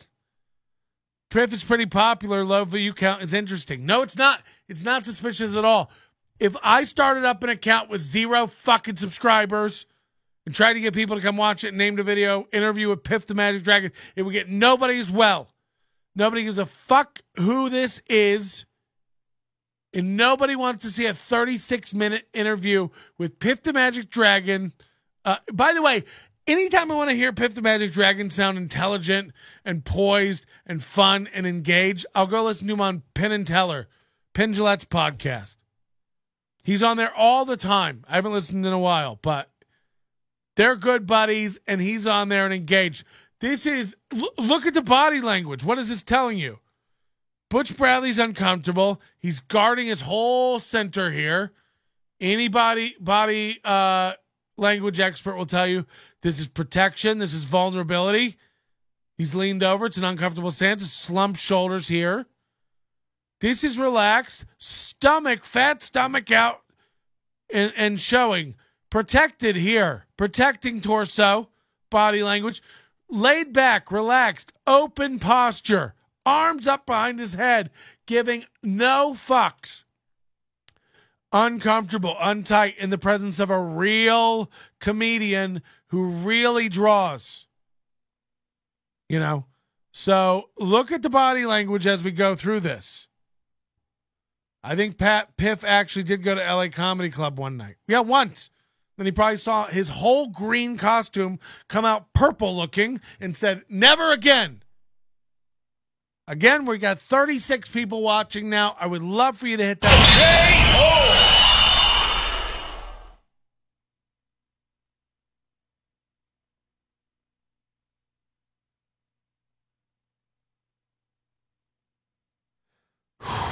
One button off.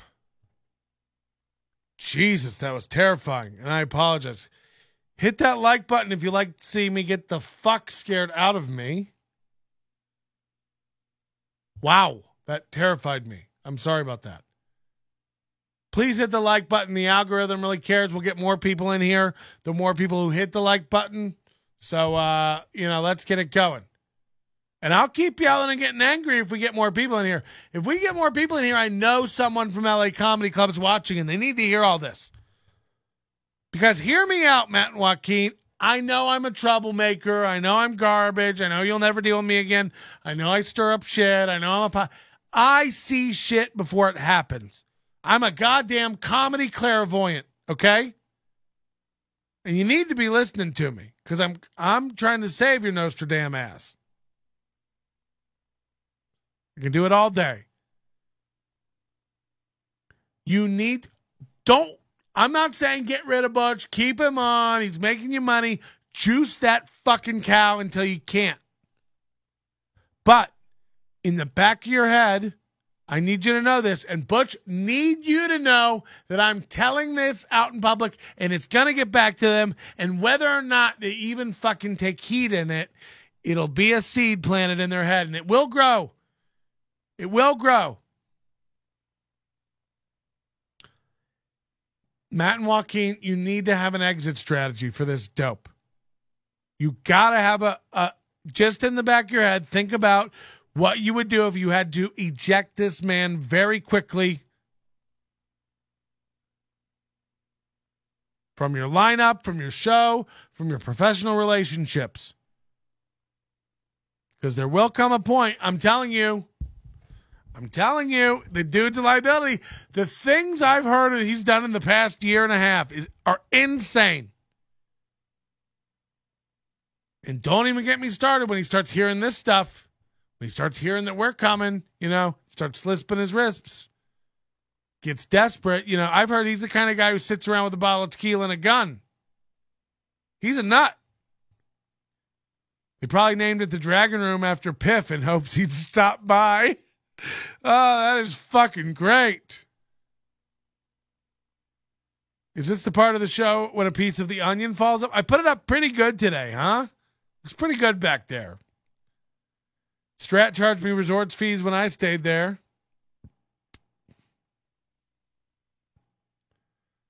The face you made was meme worthy. Okay. Hit like. I'm telling you, I'm out of here in 5 minutes if we can't get it to 25. It's sad. It's sad. I know you like it. I know you want to hear more. And I know you know the drunker I get, the more dirt comes out. And we're down to the part where I need to decide whether I pour another drink and keep going or do we wrap it the fuck up because we're about to hit 2 hours. And believe me, the people over on RokFin are bored as fuck. They're like, we don't know what's going on. Is Lev Kramer watching on RokFin and YouTube? What a nut. Who else is watching on RokFin? Identify yourself or we will come for your family. And why are you watching this? You're into this? This is nuts. This is an unhinged. And you better hit like over there on Rock Fork. Rock hard. Woo. Okay, we got an empty cup. Sky vodka. We hit 25. I pour a new one. We're at 23. 25. We keep going. And don't do that thing where you back it off because I won't be had. Hit thumbs down. That counts. You can hit thumbs down if you don't like me, if you think I'm an idiot, whatever. It's engagement that the algorithm likes. It doesn't care if you're thumbs up or thumbs down on me. It cares that you're watching. And so do I, frankly, over here. From everybody at The Onion, we're really glad, really proud to have you, okay? So you've done great. I'm pouring in some Diet Coke as a mixer. I didn't even make you get to 23. So nobody on RokFin wants to identify themselves. I swear to fucking God. If I have to contact... By the way, I wish someone at RokFin would listen to me. I'm going to go down there and fix that company, too. A lot of very basic problems. It's like, does anyone use your website? Every avatar... Check me on this. Go to RokFin.com, find a channel, any channel, click on it and go to their channel page, and their circular avatar, the CSS is wrong where it's too low, and there's a white bar at the top of everyone's logo. Everyone on the site. It's like, now I'm on Safari. It does the same thing on Chrome. Diet Coke and vodka, someone said yes. So it's like, I don't know if anyone's using these sites. And I really do. I really feel like I should have a career where, look, by the way, if I don't fix anything or point out an egregious problem, you don't have to pay me. But I come into your company, I swear to God, I'll fix 10 things in a week. Diet Coke and vodka. That's my shit. And I don't want to get any garbage about it. Okay? Then you got dopes like Morris Dweck going, who the fuck uses Safari? It's like, let me tell you something. If you are on Mac and don't use Safari, you're an idiot. Now, I think I have 72 gigs of RAM in my iMac. And I got 32 in my MacBook. M1. I'm not going to have a problem, but you are. And if you think Chrome, and by the way, I use Chrome for a lot of things. Chrome has plugins that I need. I have both browsers open. But I got the RAM for it. You don't. You don't. I know you got a little Wintel shitbook with 8 gigs of RAM, 4 gigs of RAM. Who uses Safari? I don't know. People like efficiency. Yeah, it's 72. It's weird. Trust me. I know it's a weird number. I don't need to get mail on it.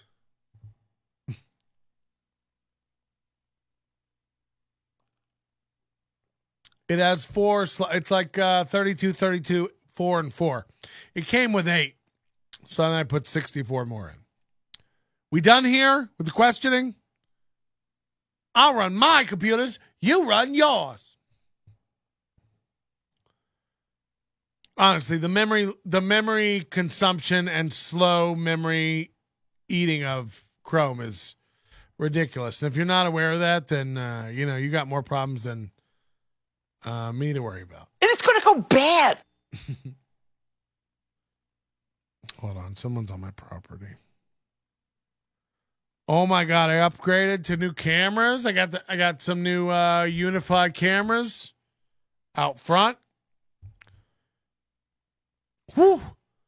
I cannot believe the sharp. I had all 1080 cameras, and now I got upgraded.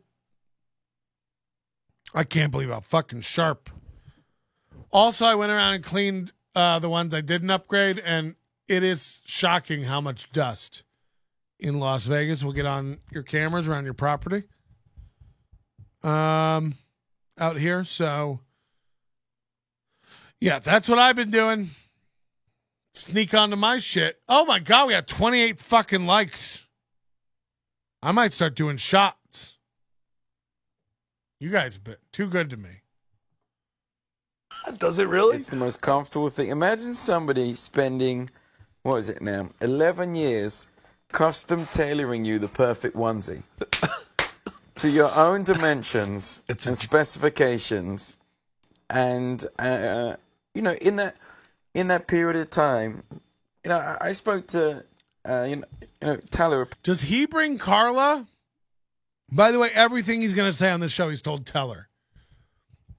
So it's so funny to me that he's like, yeah, so I've already said it on Teller's, obviously, but it's like, yeah, those are two men who know what it's like to have successful, long-running residencies in Vegas.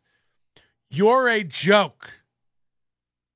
You're not on the same, not on the same par level with these motherfuckers. The idea, but I'm going to have to pack a bong. We're going to have to get crazy in here tonight. Penatella. Yeah. He spent 10 years designing his own house. This camera moving around, it's like you're shooting you want this to be a TV show. We know that because you called it the Land of Giants TV. And you can't afford 2 cameras, much less a bitch. You know, get yourself a fucking fluid ball head tripod so that it's not.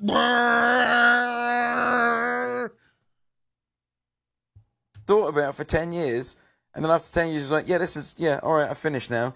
So everything in the house is perfect. Like, he goes to, you know, pick up a coffee, it's like exactly where it should be. Right.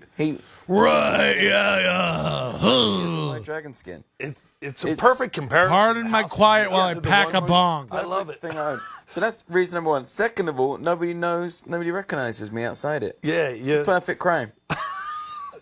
Well, it's great that you brought that up because I know how well you're doing. Oh, yeah. You know, as a comic and entertainer, you know, I know He does. He thinks this is like a couple of cohorts. Yeah, like, you know that I know because we're both the same. Like, as comics, you know, he's going to try to identify here. Everyone's killing in Vegas. I know. And you've been on, everyone's been buzzing about you for a while. And Morris, you sound silly. I use Google, but honestly, under what metric do you want to measure? Safari is way lower memory consumption creep, and it's the fastest browser there is on Mac. Like, I don't know, like, good one, I guess, but you're being insane.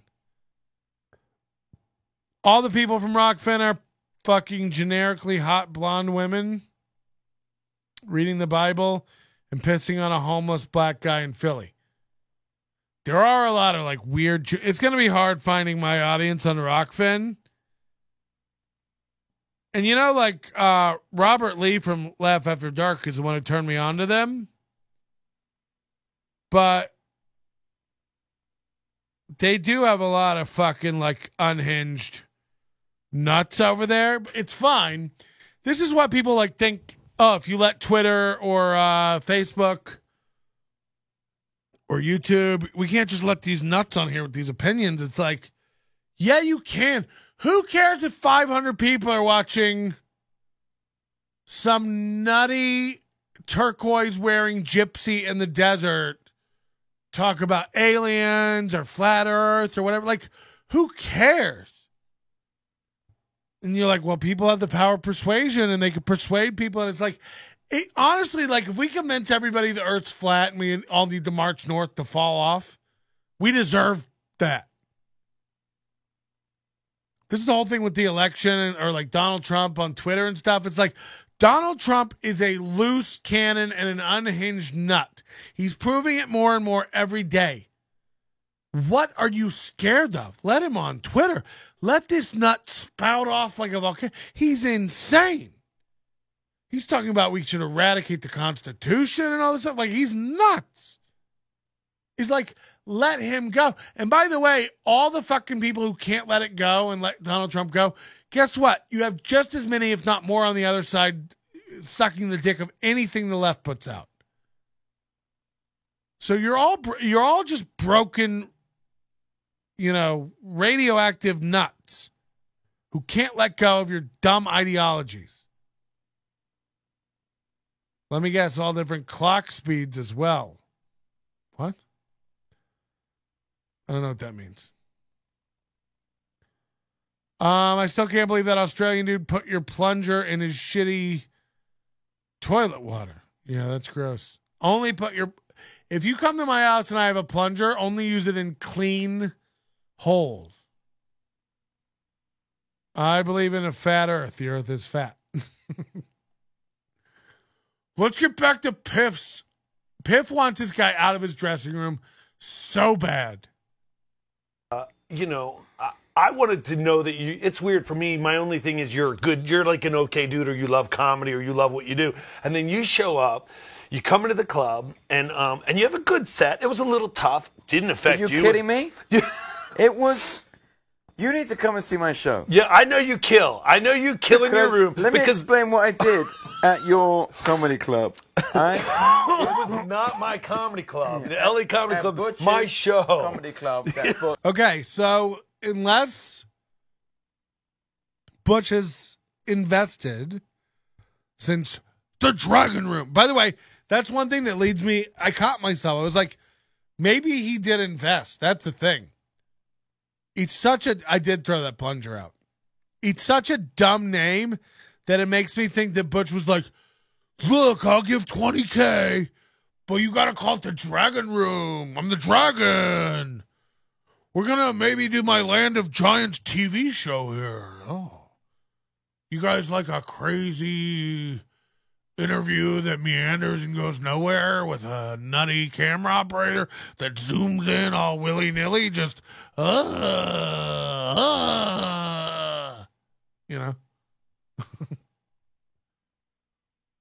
He invested $1,400. Yeah, he invested what he owes me.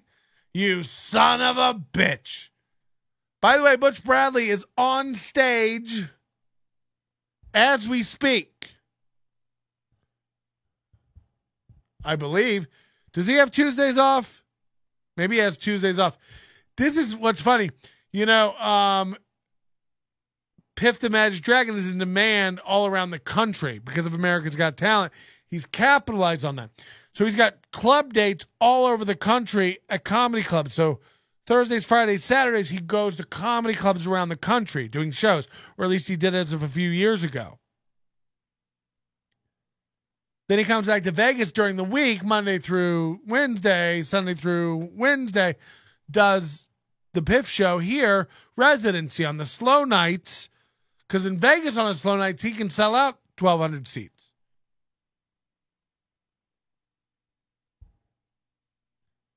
We just did a story on PM and the AM. Join the Overdose if you're not a member to get access. Save 10%. Use promo code THANKS at nobodylikesonions.com/overdose. We just did a show at PM and the AM. The clip's available on RokFin, where Chris Angel, it's also on YouTube. Chris Angel, show got canceled. He had a 1,400 seat theater. He can't get 300 people.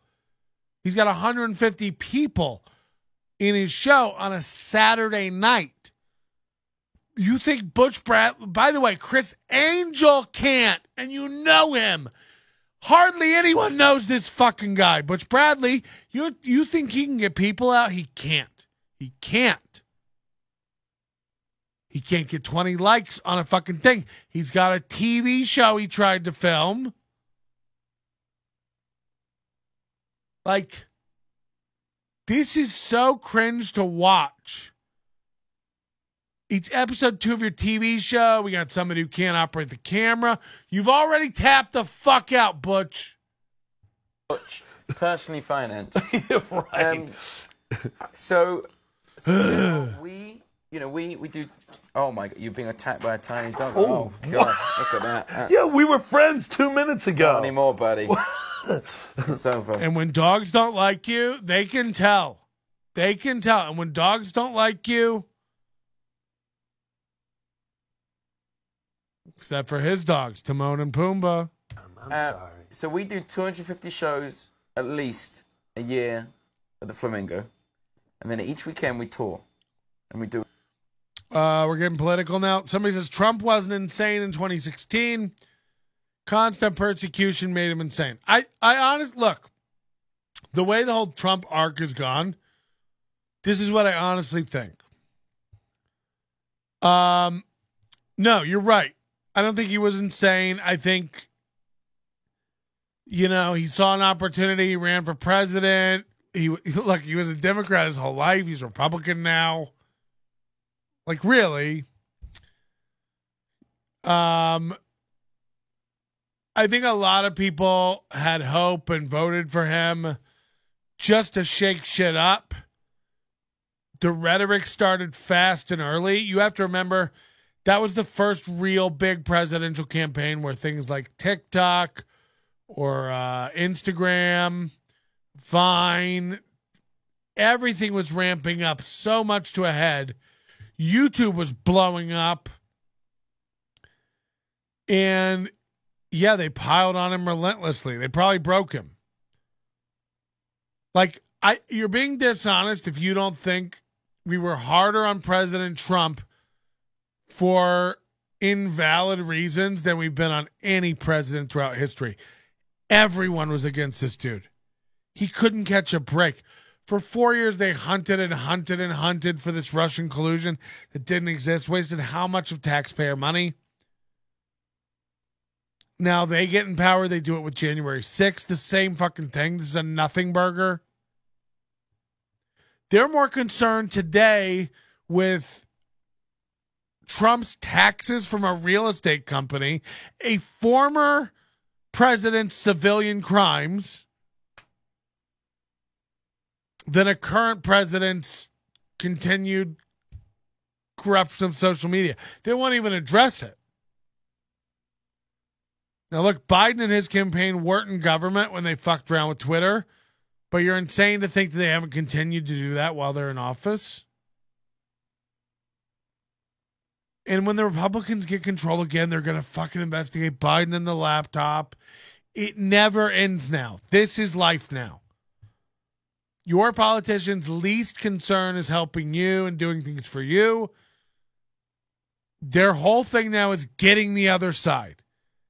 And until everyone wakes up and realizes we need to get rid of this two-party bullshit, it's never going to end. And that almost is self-sustaining. I don't know that we can. Because the prevailing attitude is that, what's the point? Don't waste your vote. Politics paid me well, but it's absolute poison. It just is a game. And it's all same. It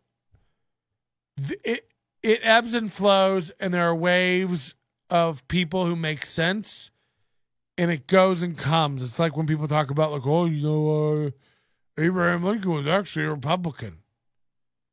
It's right, but what the parties believe, constantly shifts and flows to whatever their political benefit is.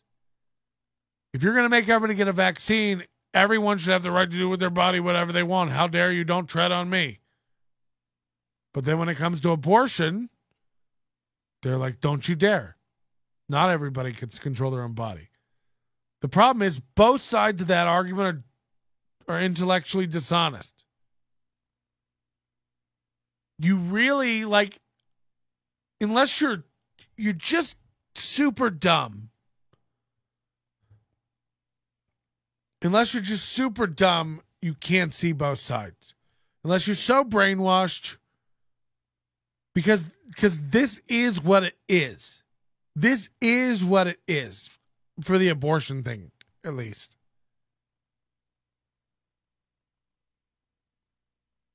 It's not an honest argument to say it's my body, my choice. So if I want to get an abortion, I can. And not pretend that you don't at least understand the Christian rights argument. Now, look, I'm not a Christian. I don't believe in God. Okay? Sky Daddy, not real. But a lot of this country still is. And we live in a country where you have the freedom to do that. So I don't begrudge it. You know, like, I think you're dumb. But you want to be a Christian? Okay. And those people have this argument. That is a person inside of that woman. And if you terminate the life, you're killing a person. Now, the fact is, that's true. And without delving into the gradient that is the Bill Burr joke of cake in the oven, well, it would have been a cake, but you threw it. For all intents and purposes, it's a little person. Now, their brain don't work, they're not cognitive, it's not a person, but it's a person. So when you get an abortion, you are killing a thing. You're killing a human. When you eat an egg, you're killing a chicken. I mean, maybe it's already dead. Patrick, those eggs aren't fertilized. Shut up! But my argument is, like, if the left wants to win, just change your whole story. Your whole thing shouldn't be like, it's not a life, 12 weeks, there's no heartbeat, or it's just cells, or, like, this is a dumb argument. Because now you're both just going back and forth about what it is. And that's very subjective. And you're both right. Where I fall on it is, yeah, it's kind of a person. It is a person. It's going to be a person. Those are all the same in my book. And yeah, you should be able to kill it. That's where I fall on it. Like, if I don't want to bring in a above ground swimming pool and put it up in my living room because it might be cumbersome in my way and I can't afford the upkeep and the chlorine, much less the paint for it constantly bubbling on my walls. I'm a homeowner. I have the right to not bring that pool in my. I don't want that. I can't afford it. I don't need it. That's the way I feel about a baby. If I don't want it, I don't fucking need it. You're killing a parasite on a person. No, because it's not a parasite. Like, it is a person. This is the other side. This is where the left goes. Like, you guys are almost fetishizing it and celebrating it. Abortion.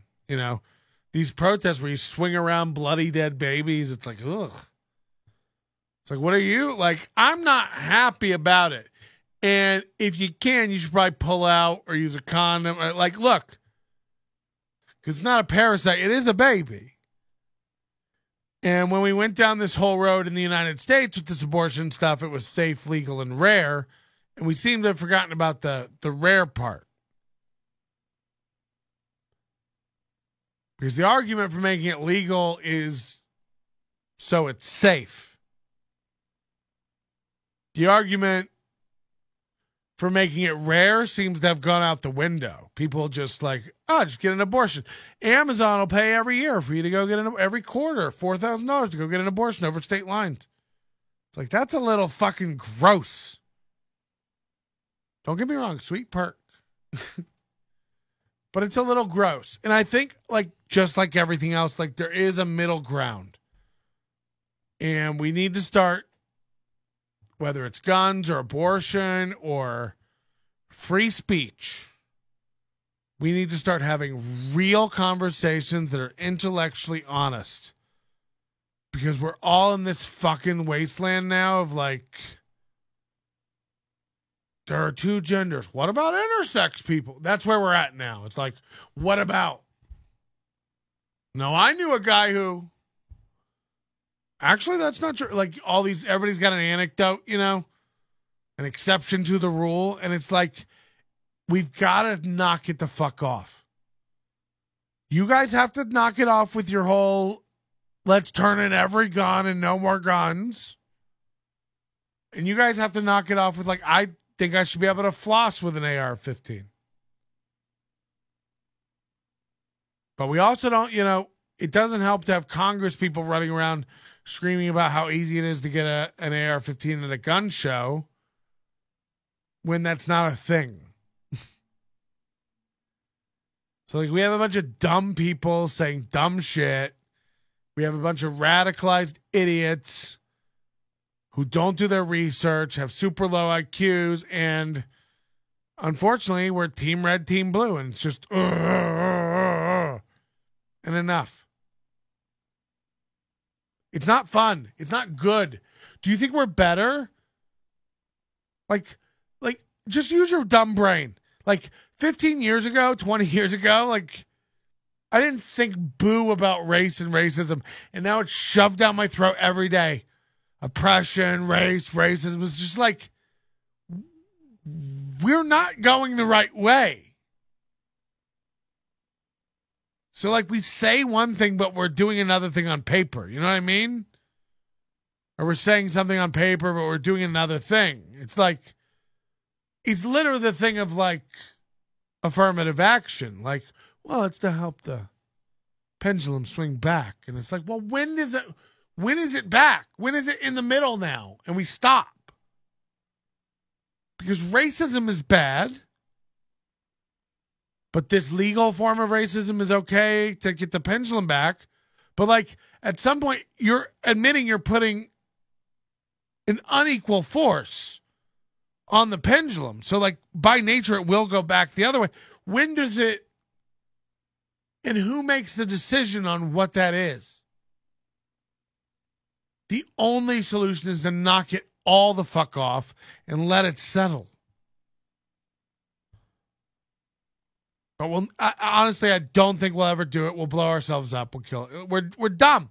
We're dumb, emotional dummies. We make policy and decisions based on this guy, Elon Musk, is like a billionaire robot. He's an emotional dummy. He's proven it over the past week. He's a free speech absolutionist. And yet when it came to Alex Jones, they asked him why he wouldn't let Alex Jones back on the platform. He said, he used children. Anyone who uses children is a piece of shit. My child died in my arms. So he has this emotional attachment to this sense memory of his son dying or daughter dying in his arms. And he somehow attached that to Alex Jones exploiting children. And now Alex Jones can't come back on the platform, even though free speech is everyone's right. So, like, right, you are an emotional, reactive guy. So as much as we want to root for this man, and I do, like, it's fun to watch, and I do think he has the best of intentions, as Trump did in 2016. But power corrupts, and absolute power corrupts absolutely. I'm in a PhD program right now. 2 more years left, thank God. It's constant talk about different cultures and racial oppression. I'm like, can we return to psychology soon? I'm not in anthropology. Yeah. The Taliban is on Twitter. Right. So this thing where we do this thing where, like, it's not a question if you just use your brain and your real moral compass, because this is all cyclical. The right does bad things. The left does bad things. Right now, the left is doing a lot more bad things. And the narrative is that the right is doing a lot more bad things. And the problem is people don't even care to look anymore. They just hear shit. The news tells you advertisers are fleeing Twitter. Twitter's in trouble. It's like, Go on Twitter and look. That's not true. And the biggest advertisers are returning. Apple, Amazon. Why? They're left. They're emotional knee-jerk babies. CBS News announced it was leaving Twitter when he reinstated Donald Trump. Because it was dangerous and there might be a threat. It's like, are you okay? Are you all okay? It's dangerous and there might be a threat. What? By the way, he hasn't come back. His account's just on. And CBS went, ugh! And had to leave. And then they go, hey, everybody's still there talking. Should we go back? Yeah. And again, this is me, and I'm being 100% real, but I'm kind of a grudge-holding dick. Amazon, you can't advertise on Twitter again. It's 20% more. You want to come back and advertise? It's 20% more, or fuck off. Oh, Apple, we'd love to have you back. It's 20% more. You can afford it. You put up a giant rainbow in your courtyard. There is a price on loyalty. There is a price on your word. And if I'm in trouble and you abandon me, I find out you're rubbing Butch's feet at a Chili's behind my back. I'm coming for your boy. Another anywhere from 2 to 4 on the weekends. Yeah. So over the years we do comedy clubs, and when I would do a comedy club, they're like 5 or 6 shows in a weekend, and I can take a bit, like a 2-minute bit, and I can work it in like that. Right in the club environment. In the club. Yeah. But now we do theaters on the road. Right. You can't really work in material at a theater. No. Well, let me say it. As if Butch knows what theaters are like. I'm not that good. I'm not. That's not me. So there's me and my friend. We wrote a whole ton of dragon-related stand-up material. This person constantly is moving the camera back and forth. It's like, will you just leave it? Did Butch tell them to do this? Probably 30 minutes, and I reckon there's a good 10 or 15. And again, cameras are what? $500 for a 4K nice camera. You can change the lenses on and look nice. Get a mirrorless Canon or Sony. $500, $700. Get a couple of those. Borrow one. I got one aimed at the ground right now. There's the Gorilla Tape that I'm running out of. They're not,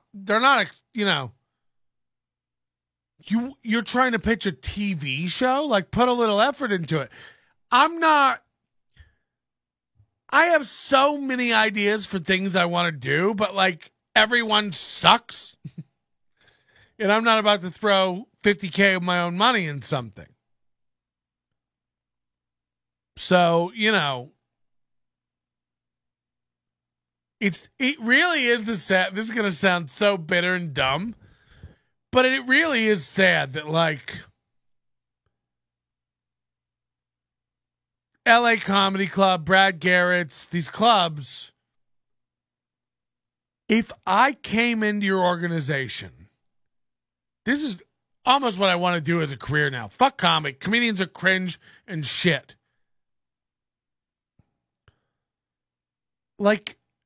Do you understand how far up their ass some of these clubs that don't like me or work me are? Because of how nice I can make your fucking club. I can make you so much fucking money. I see so many mistakes you're all making. And no one gives a fuck.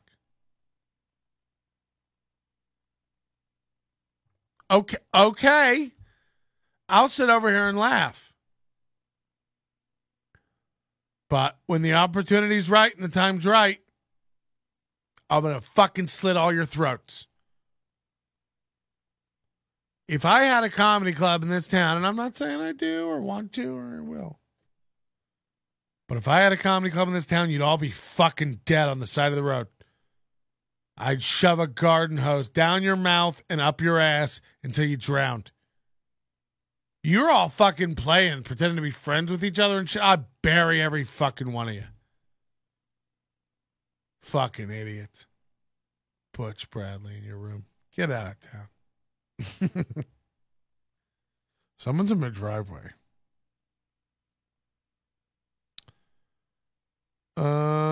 These cameras are nice. These new ones. Someone's in my driveway though, and I'm worried it might be Butch, because this has happened before. Butch Bradley texts me. He texted me late at night. What's your address? I want to come over and talk. And then he texted Alex Ansel. Thank God I have friends. He texted Alex Ansel and asked Alex Ansel for my address. What was he going to do? This is a guy who's threatened to come over and, like, you know, go see the text, hideawaycomedy.com. I'm not showing you my driveway cam. I don't want you to know. First of all, I have new cameras in new places. And there's some that are obvious, but I don't want you to know. Ooh, I got these new ones, and then I had extras, so I got some cool new angles. I had to get a masonry bit to mount them. And they're going to be dope. Probably filmed with an iPhone, maybe. No, they're definitely not. You can tell by how it is moving that it's on a tripod. Scene in there. But it's going to need 50 shows. Yeah. I had a favorite piece. Whoever wrote the one about the catapult guy. The catapult is a good bit. Yeah, whoever wrote that, I love it. Yeah, I was obsessed with thinking about the guy rolling the ball on. It's a good bit. Right, and they're like, back up. And the other guy just pulls the first night. Butch is doing that. Out there with just, you know. Butch is doing that Farley bit from SNL where he's like, you remember yeah, they remember the part where the catapult and then the guy came? Yeah, that was cool. Cool, Butch. And here are like 50 premises. At LA Comedy Club, right? Yeah, just and I riffing. went out and I went the first 5 or 10 premises. Dressed as a dragon, by the way. The audience had no idea what was happening. Well, the point of this material is it has to be able to go into a comedy club with no setup. Right. And just kill from the... That's where I'm going to get it. Yeah. So I go in. You firmly believe that is what I love. You're like, it's going to kill. Yeah. Right. So I don't want it to be like, oh... Hey, Butch is almost definitely a better comic than Piff, the Magic Dragon, stand-up comic. Like, by the way, this is how you know I'm a real man, okay? I'm not going to bullshit you. Butch is funny. It really is the sad part about all of this shit is, like, under different circumstances... Had that weekend I headlined his club gone better, it was Halloween weekend. No one turned up to his little Atlantic comedy speakeasy. And they didn't have the money to pay me. And instead of talking to me like a human and working something out, they began slandering me, saying I was drunk on stage, saying I stole from them. It really is a nutso story. And I don't even remember a lot of it now. But again, head over to hideawaycomedy.com and hear the story told fresh. 2 full episodes of what this guy... Like, it's nuts. It's nuts. Look, dude, you were fucked up. It was a bad situation. You didn't handle it right. You fucked me over. You tried to fuck me over harder. You got fucked back. I put your club out of business in months with bad reviews, bad press. You went into a fucking hole for a year, apparently got clean, and headed off to Las Vegas where you found yourself a new residency and chorus of believers. I'm fine with all that. What I'm not fine is you owe me, motherfucker. And then I sat down with you like a gentleman and we worked something out and you fucked me over again. Now, if you want to fuck, let's fuck.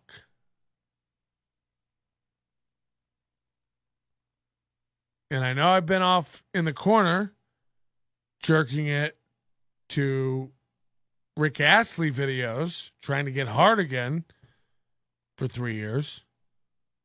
But I'm here now. And I'm fucking hard. And I'm ready to fuck. So let's fuck. You know what I mean? Your manner is most unbecoming of a gentleman. What if I ended like that? That would have been such a cool end. But I feel like hanging out with you guys. We'll edit it later. That'll be the ending, and it'll be fucking tight. We started early, so I feel like I could go 2 more hours. You know, it's right about now when we're getting going. And I got to be honest with you, I'm drunk. He's a funny guy. Had we met under different circumstances, the stuff all buried, and now we both live in Vegas together, I would have this guy so big on social media. But he's surrounded by idiots. The only people he can fool are dumb open micing dorks and Stoner Rob. And, nobody knows what they're doing. Nobody fucking knows what they're doing. I make stars, baby. Patrick, why haven't you made yourself a star? Imagine. No one wants this. No one fucking wants this. And you know what? Fair enough. I get it. That's really messed up. He should have just talked to you. I've watched an hour of him, never even smiled. But people tell me he's funny. Okay. Well, I imagine, look, a lot of this stuff's eating at him. He's leading a false life. He's bearing a lot of skeletons. He's lying about a lot of stuff.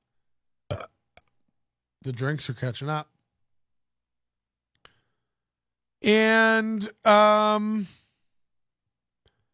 it takes its toll. I mean, what he did last year, and again, I'm sitting on this. Maybe it comes out. Maybe we do a very special reveal of this. Because honestly, what I would love is the people involved, and there are multiple comics who know about this shit, who are friends of this show. I would like them to come on and help me tell the story. It'd be a very brave thing to do, but it would bust down the wall, almost like the Kool-Aid band, of doubt about who this man is now. This is recent. A man who pretends to be clean.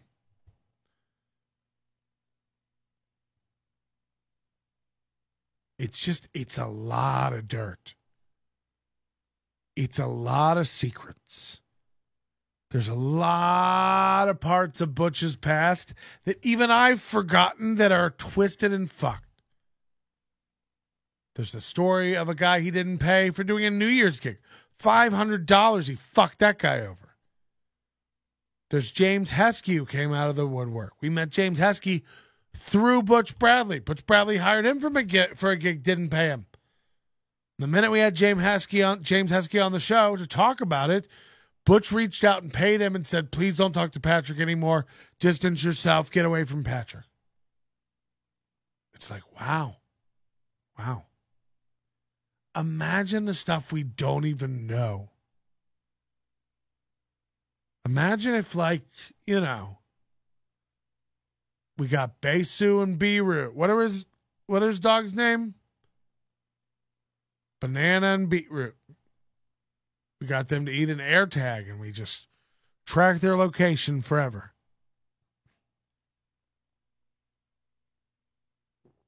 I would never do anything to anyone's dogs. Dogs are off limits. It's almost as shitty as not paying a comic. Maybe PhDs don't find Butch Bradley's comedy humorous. We're 5 minutes into this interview. Can anybody tell me anything they've learned about Piff the Magic Dracone? Here comes Piff the Magic Dragon. He's really funny. He's trying out my... No. I want it to be like, our next act is... Piff. Yeah. And then I go on and the audience has to just deal with it. Yeah, right. And so I get to the point when it works like that. So anyway, I go on with like 10 premises. And the first one was... something about like how women take a long time to get ready. Doesn't he look like every child molester trying to like hide on a cruise ship? Oh God. And I said, I went out with this girl once, took her ages. Rapunzel. Right. And as soon as I said Rapunzel, I just stunk up the room immediately. Yeah. The whole room was like, nothing you ever say from this point forward will be funny. So, We're done. We're done with this. Right. And it was like the first premise, and I was like, oh God. And it was brutal, but I loved it because you know what? When I first started, I was like, oh, am I funny? Like, I don't know whether I can do this. Right. And then over the last, I don't know what it is, like 15 years or something. Also, I was watching The Quartering for a little bit earlier tonight. He was doing a live broadcast of the Twitter files released tonight, which is fucked. Did you guys see that? Like, basically what happened is the Twitter files thing that happened Friday night, they were like, part 2 tomorrow. So we're all sitting around Saturday like, where's the new release? And there was no drop. And then it comes out today. Twitter's lead counsel or general counsel, Jim Baker, apparently he's a former FBI lawyer. Apparently, like, I guess went through and filtered out stuff from the documents that Elon Musk wanted to hand over to Matt Taibbi and Barry Weiss, the 2 reporters he handed over, all these documents to find out what Twitter's been up to in secret.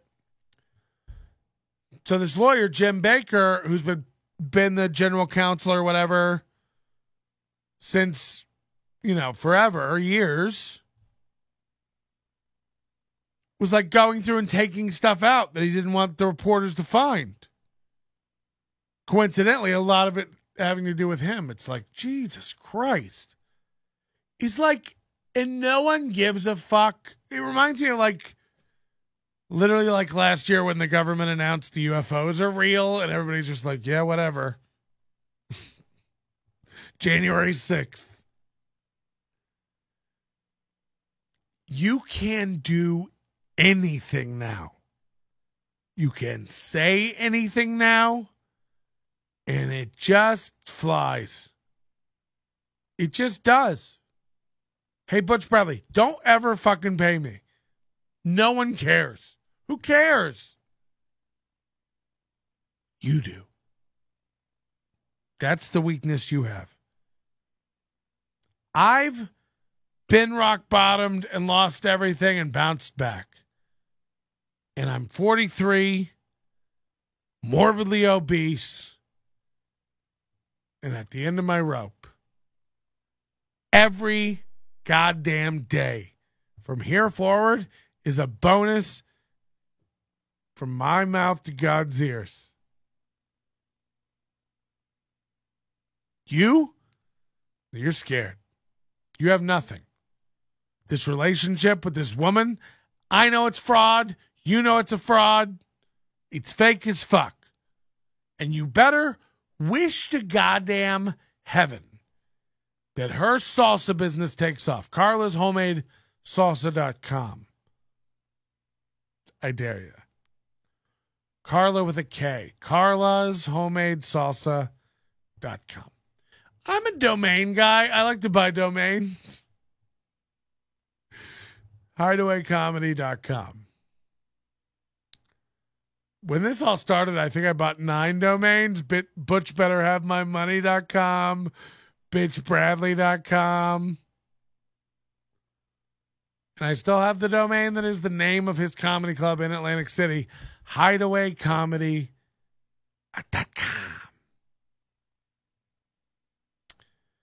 And I can't see me stopping, frankly. I love a good domain name. Now, and by the way, I'm about to air out my whole playbook. I don't care about anything. Say whatever you want about Patrick Melton on the internet. Ugh. You, on the other hand, a lot to lose. Reputation. Nobody here except William Strange knows the old you. Me and William Strange. So, maybe it all comes out, you know. Ty Rivera, I had nothing against, and he wasn't on my radar, and he made a crazy Facebook post about me that wasn't true, and I ran him out of this city. It took me 2 years. When I met Ty Rivera, he was one of the biggest headliners in this town, working all over. And in 2 years, what happened? LA Comedy Club, gone. Dirty at 12:30, gone.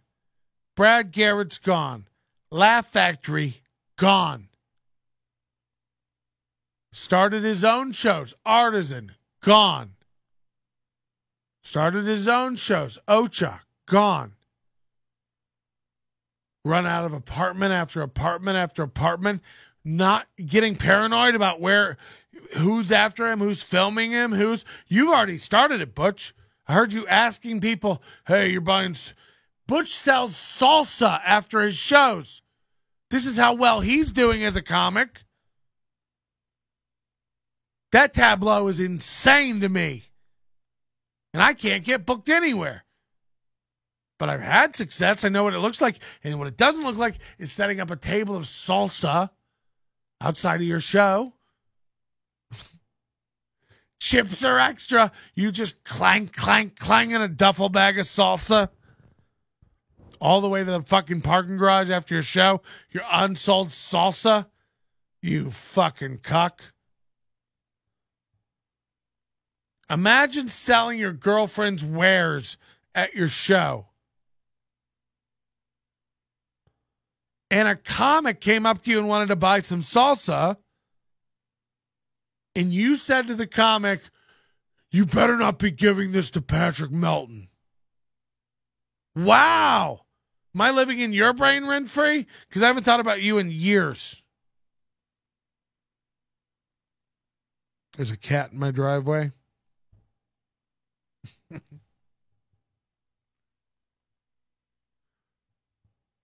Salsa was a little salty, but pretty good. It was spicy. Again, I'm not a dishonest guy. She makes good salsa. Oh, fuck. She makes good salsa. It's not bad. The problem, it's expensive and salsa's cheap at the grocery store. Also, I don't know if your chick has a food safe production facility. I have a feeling all this salsa is being made in the same facility where you burn candles for the dead next to a Bill Murray photo. But that's just me. I have a feeling you make this salsa on a residential electric coil burner stove in a big pot where she tastes it with a wooden spoon and puts it back in the pot. You know, I can't trust that. So I'm going to go to the store and buy salsa. It's 2022. I go to Walmart. There's 38 kinds of salsa. Nobody needs your. And by the way, people talk about why start a website before you've even produced anything. Do you believe in your business? How do you not own Carla'sHomemadeSalsa.com? Remember when Ty Rivera sponsored the video? You guys are the ones who got in bed together. Don't be mad that this entire path led to you. I've had enough coming for your boy success to know that I'm funny. Right. Which I know. Is strength. Right, you just know that it's going to get there. Now it's just a matter of time. Yeah. Right. So I'm for your boy. I'm coming for your boy. I swear to God, motherfucker, I will come for your. You know enough to know to cut the Rapunzel. I'm gonna come. I'm gonna come for your boy. I swear to God, I'm about to come for your boy. First of all, I didn't know you. Why would I even take this guy seriously? You hit a lot of bumps after, and Rapunzel. The first night, literally nothing worked. Right. I have it on tape. I have it as a document. I don't say anything worked. Nothing worked. Do you remember you came out and I never met you and I hugged you? I go, how was that? And you go, you said something, you're like, thank God I have my own shirt or something. And you walked off in your dragon suit. And I looked at you with admiration. I go, I don't even think he knows he's in a dragon suit. Like, no, not anymore. You walk, and I love, oh fuck, what's happening? Oh, that's a little too hot of a mic. Yeah, that's just a little bit too hot of a mic, motherfuckers. You guys like it high like this? You guys like it low like this? You like to get deep? You guys like to get fucking deep? I don't know why this is funny. Is this funny to anybody else or just me? You tell me what to say with this voice and then I'll say it. I'll say any goddamn thing you want in this voice, motherfuckers. I swear to God. Oh shit. Oh shit. Oh shit. You guys ever suck a dick and lick a ball sack? You guys ever lick your own jizz out of your own pipe? Okay, sorry about that. I'm very drunk. Speaking of, we're getting to the bottom of another vodka. Look, it's 11:20. How bad do I need to stay? Or can I just go get a double quarter pounder and call it a day? It's creepy. People don't like the voice. What is Maddox Hannah Lecter? Are you a real person? Also, girl or guy, Maddox? We need to zoom in and find out. Photo looks like a girl, but it looks like you have some weird shit on your head. So we're out, and we're going to need you to leave the chat. Thank you. I need at least $17 donated if I'm going to have more drinks. People are walking by and glancing back like, did we just see also, like for Butch, Butch is going to watch all this. He's on stage right now. But he's going to watch all of this. You know he is. He's going to run home tonight, pour himself a glass of salsa. If it was the right salsa, I would drink salsa. A nice glass of iced salsa. By the way, why is no one making that? That should be a product. If I sold it in the store, nobodylikesonions.com/store,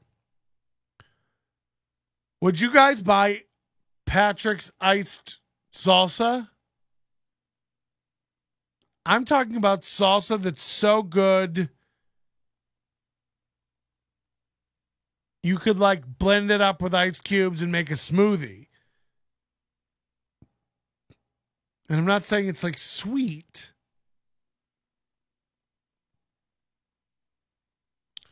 Do you guys want to call Butch? What if we call Butch with this voice from an anonymous number? Yeah, Butch Bradley. Hi, can I talk to Butch Bradley? We're coming for your dogs. We're coming. What just happened? Oh. You ever, if the voice drops...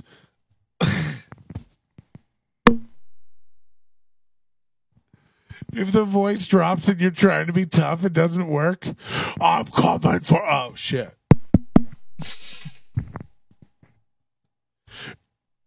Anyway, where was I, motherfucker? Don't fuck with me. I swear to God, I'm coming to your. Why do I try to make the voice sound like the effect? What if I just talk normal? Is this okay, motherfucker? I swear to God, you better tell your dad. I'm gonna shove my dick so far down your throat, you're gonna be shitting my piss. We need,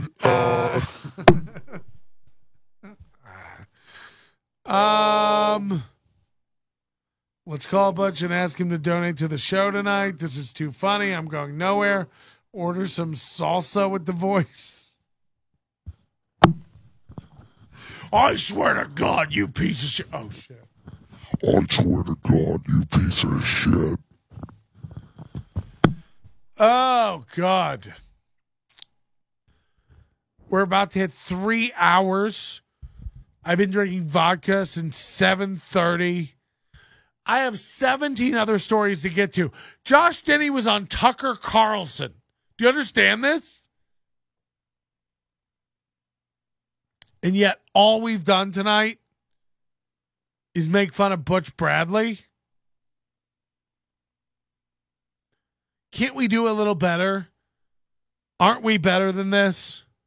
These lights will guide me home. The answer's no. But it's Vegas, so it could be normal. Who is it? Some people are like, oh, that's Piff. I've spent more of my life in that suit than anything else. You know what's great also? Your girl is beautiful. Did you meet her in the dragon suit? Yeah. Wow. We all needed onesie dragon suit, yeah. So the first night, literally 0 jokes worked. Right. 0. So I went, took my 10 premises, and I think I scrapped 8 of them as just material that would never work. It was just to be abandoned. But then the next night, I went in with another lot of 10 premises, and I also had a nice way into it about how I normally do magic. Holy shit. You can watch this in 4K. And I was digging around, and I found my old stand-up comedy jokes. And then, when they didn't work, I could be like, with this one, I had like a way to excuse the ones that didn't work. Right. But I started with the castle stuff, and then I did the catapult stuff. And you did flying over the wall, which I love. Flying over the wall. You go, I don't know why you always defend in one direction. Right. And like when you're in a castle, you pull up the drawbridge as if somehow this protects you from dragons. Right. But there's a big open square like a KFC bucket. Yeah. Look at these comments. These are weird. Just like to say, you're pretty funny. I don't get out of my way to search for comedians, LOL. I've been watching reruns of comedy, TV and Gotham comedy, although they are pretty old, LOL. But still, they rerun them on TV. Just like to say, your horror movie skit was pretty funny. 2 comments. So I had 2 comments on 187 views. We had 8 comments on 32,000 views. I think more likely you bought views for your first ep. More likely you bought views through your first ep. Is Jill Carlton listening? We need to talk. We could save someone's life tonight. You know that? Just me and Jill Carlton. Watch her come on and be like, it's Carlson. We know it's a bit. I hate it when people are like into the show, but not into the show. Let's find a new,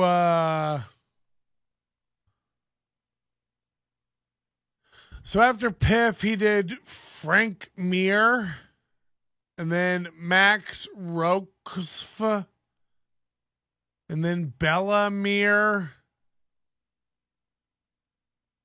What the fuck? Yeah, it's me again, Butch Bradley.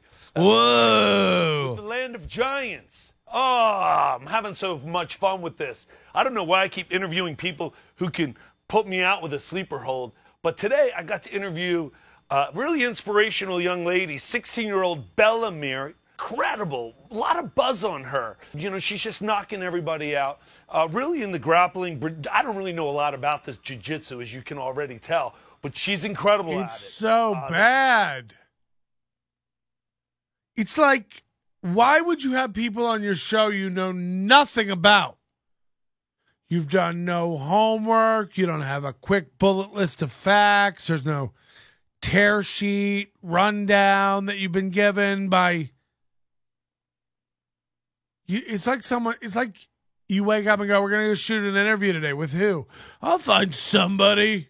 It's like, I wonder why you're getting no views, dog, on any 99 views on Frank Mir. And then you're like, is your daughter busy? Todd Fisher, 75 views. Stephen Bonner, 42 views. Max Roscoff, again, this is the second interview with him. And then episode 8 with Ernie Kirk. This is your last ep. 3 years ago. This lasted nothing. Okay,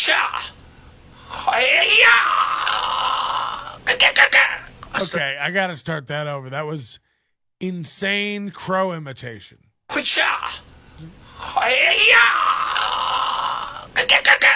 studied karate when I was little. I never learned. That's going to be a clip on this program. Somebody get this clean. This is a new meme I need on my board. Let me just do it fresh. I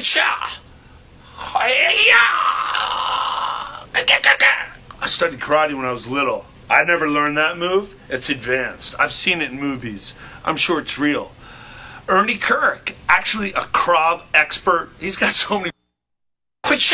So then this remember, this started out with a DJ, and then it went to Piff the Magic Dragon. So it's like music, entertainment, and then it just immediately went to like Frank Mir, his daughter, some guy we've never heard of who knows Krav Maga. It's like, this seems dumb. Imagine a show with no premise. I gotta see it again. It's so good.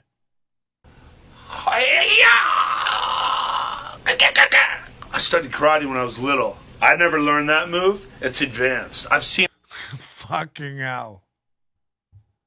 I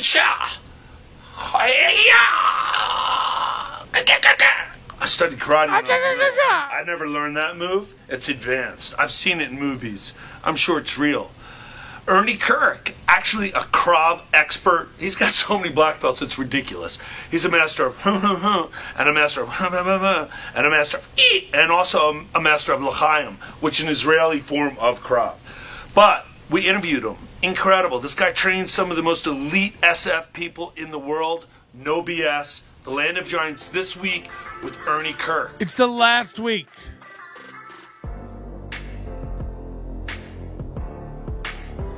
Hey, somebody who has Siri asked. This is Butch Bradley. Let me see if Siri can identify this song. That's crazy. What is that music? Let me rewind. I'm drunk as fuck. Hey Siri, what's this song? Land of Giants this week with Ernie Kirk. Hold on, let me try it again. Hey Siri, what's this song?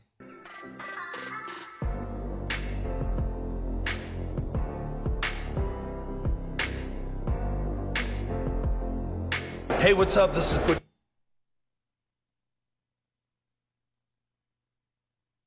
Can somebody try to Hey Siri that one? What the fuck?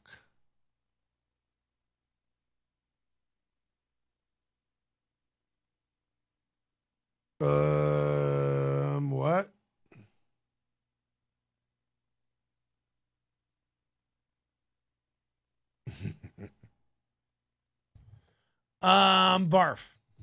Bradley, the land of giants. Exciting because Ernie Kirk is here, good friend of mine, sensei. Since I was a little kid, we studied at Inventner. All right, I'm making another vodka. Let's do it. Give me a like. We didn't fight Cobra Kai, but they would have lost. This is Paul. He's out of England. And what was your expertise, Paul? Well, I'm a student of Ernie Kirk's, but I also... This is Paul. He's out of England. He thinks this is a show.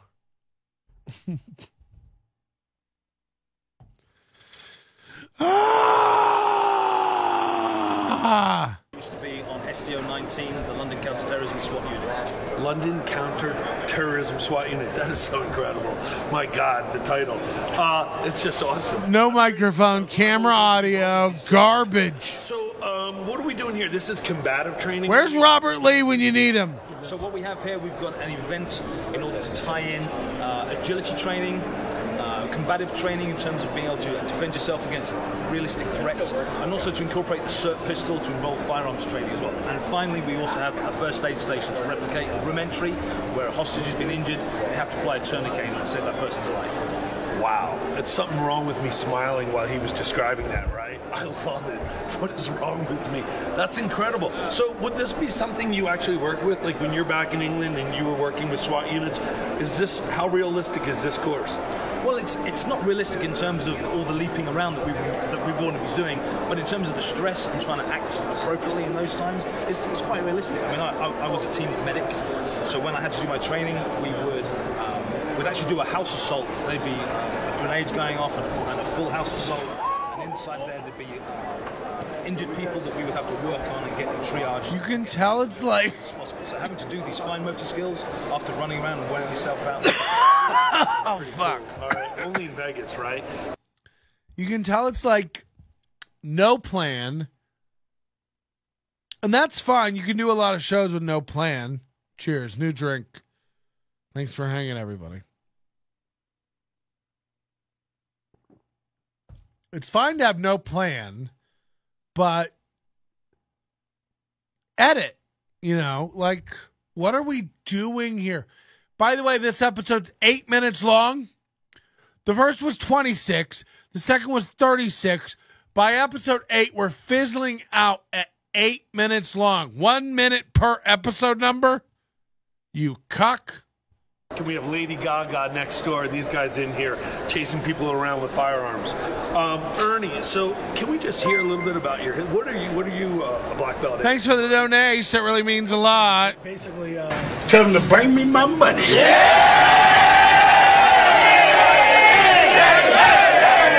Law enforcement.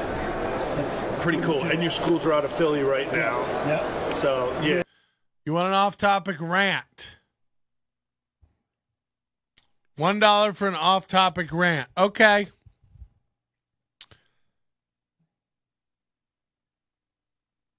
About 6 months ago, I cut a giant hole in the side of my house. Now, my house is 3-4 years old, new construction, energy efficient, nice, if I do say so myself. I got a dog. I love my dog. Butch gets it. And to give her the freedom and autonomy that she deserves, she's a very good girl. She's very trained. She's very obedient. She's off leash on walks. Heels to me like peanut butter and jelly. On my leg. Attentive. Very good. Not perfect, but what dog is? And about 6 months ago, to give her the autonomy she deserves, I cut a giant hole in my house with a drywall saw, a diamond blade, and installed a pet door. I measured how tall she is, how high the ground is, all the right things, and she loves it. She runs inside to outside, inside to outside, inside to outside, leaps through this door. It's the perfect height for her. I nailed it. It was a $600 project to put a hole in my house.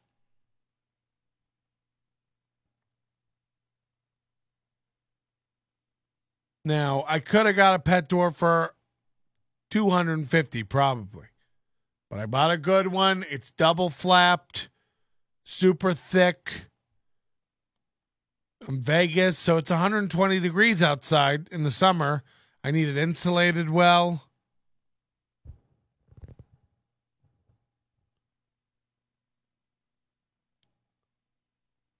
So the reason I picked this pet door, it's made by a company called Hale, Hale.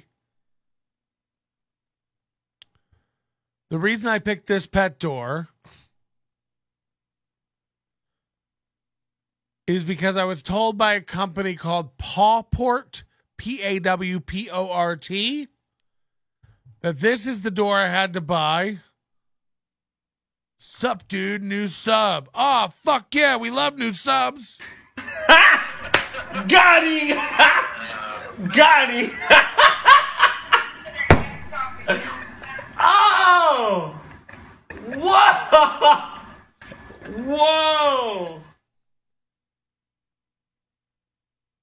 I was told by this company, PawPort, that if I buy this door, their product would easily and streamlined fit over top of it. Their product, PawPort, is a security, steel reinforced, automated pet door. So right now I have a security slide that I slide up and down. You know, at night I lock the door. When I go out of town, I lock the door. Bolts the pet door shut so no one can break in your house. And it's like, great. Great. This PawPort is supposed to be an electronic automated app system that does the same thing but automated. I'm in bed on a Sunday morning. My dog wakes me up at 6:30 a.m. 7 a.m. I get up normally. But I don't have to. My dog wakes me up. I want to sleep in on Sunday morning. I unlock the PawPort from my phone, turn over, go back to bed. That's the dream. That's the dream. I started looking into it this year, found that company. They had that door. It was a GoFundMe. They had raised it. They were working on the product. They were having supply chain issues. They said, get this Hale pet door, and then once our product's available, it'll slide down over that, integrate perfectly. And I said, game on. I mean, it looks great. This thing looks great. Introducing PawPort, the most pawsome pet door ever. Look at it. It's nice and modern looking. You can get any different finish or color. Battery, or you can plug it in. Lights up any color you want. Your pet can wear this collar if you want, that allows it to open like an automatic door when your pet goes up to it to come in or out. You can even set it to lock your pet out during certain hours, lock your pet in during certain hours, only let your pet come one way. If she's outside and you leave, you want to let her stay outside until she's done. But when she comes inside, she can't go back outside. That's an option. Like, it sounds awesome. You can look up when your dog went in and out, all this stuff. And I was like, this is dope. It's steel. I was worried about security. It's steel reinforced, as if anybody could crawl through a pet door anyway. But it's steel reinforced. If someone does force it open, break it open, I can tie it into my alarm system, all that stuff. So I'm like, dope. I'll get this door. I'll install it. I'm going to put the As soon as PawPort, when it comes out, they told me summer. They told me fall. It's December. They don't have a fucking clue when this thing's coming out. I'm starting to wonder if it's vaporware. They show the app. They show the stuff. It looks great. It looks awesome. I want it. My dog wants it. You know, in the summer here in Vegas, I'd love to lock that door from 11 a.m. to 2 p.m. It's too hot in the yard for the dog to be out. Once it's shady in the afternoon, it's fine. My artificial turf, it'll burn her little feet. So I want to get this. I really want it. They have a thing at the top. Sign up. You'll save money as soon as it's announced. And their Twitter is just... You can get it in the colors. It's so great. Let's paw things out. It opens and closes on demand. Control through your phone or on the device. Get it in any color and light up any color room. Get it in any finish. You're going to love the way the tag is automated with your pet's phone number on it, and it's got all this. We do a ramp. If you got a little pet, you can do a little. It's steel reinforced. It's so strong. It's built with a sensitivity gauge. Comes with a small, lightweight, waterproof. It doesn't come with anything. You can't get it in anything. Your Twitter is the most enraging thing I've come across in a long time. You have 42 subscribers. I wonder why. You're fucking tone deaf as a company. I've emailed. I've tweeted. You're all fucking... Is this a real product? Does anyone have one? Or is it all just CGI? Are these all mock-ups?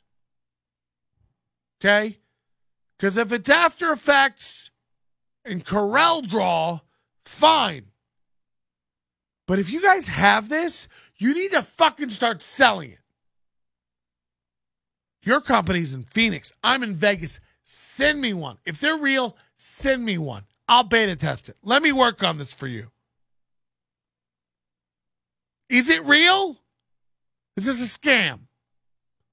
Is this a scam? You did a GoFundMe. You took money from people. You said it'd be out in the fall. You said it'd be out in the summer.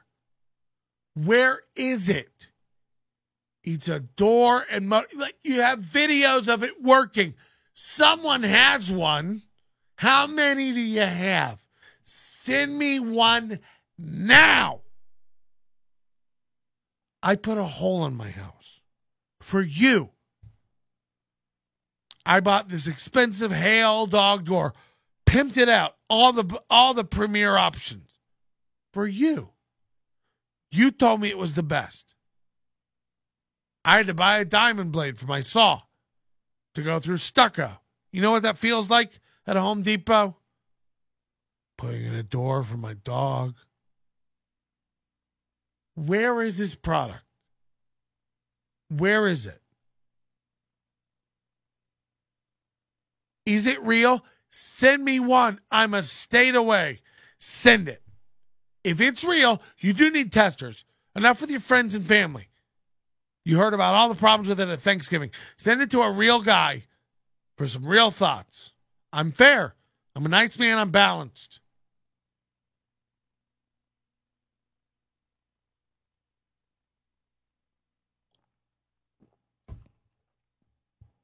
That was a long rant for $1 donation. But, it irks me. I do want it. I want the PawPort. Doesn't that sound cool? The PawPort? No. We just tweet every fucking 3 days about how it comes in different colors. You can light it up different ways. How great the app works. Oh, the cool collar you can get for your dog. It's compatible with ramps. Don't worry, the PawPort comes with this. The PawPort does that. No, it doesn't. It's a scam. It's not real. I've been wishing for this thing for a year. It doesn't exist. And whoever you've hired to like do your PR or marketing or whatever just regurgitates the same garbage over and over. What about real updates and facts? Where is it? Is this real?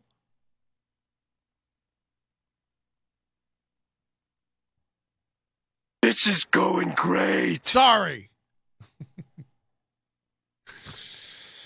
Oh, fuck. What else tonight should we even bother with? I did just pour a new drink, but I'm not compelled to stick around any longer. You sent me on a tangent. How do I ever get back into Butch Bradley? The point is, Butch Bradley, this isn't an ending. This is a beginning. We just got the shovel, and we ran it across the blades of grass. We haven't even begun to dig. And we're going to dig, baby. Bet your bottom dollar. My name's Patrick Melton. This is the Nobody Likes Onions program. You've been watching for over 3 hours, and I've got to get some naps now, okay? Your manner is most unbecoming of a gentleman. Would you be high on cigarettes? I don't know if the comedy hasn't hit them yet. They're full-blown retarded or just high on cigarettes. A question posed to stupid hoes who don't get it yet. Excuse me, miss. Are you high on cigarettes? I don't know if the comedy hasn't hit them yet. They're full-blown retarded or just high on cigarettes. All the laughter that you did, boy, if you listen to the show, boy, Patrick Melton, Melton faces have you stacking NLO point. It's the low point, not the reason. The reason is fucking gold. It'll make the taco pony party be a party of soul. To make you vandalize a van with a pedal sticker so bold the family probably get arrested before they get down the road.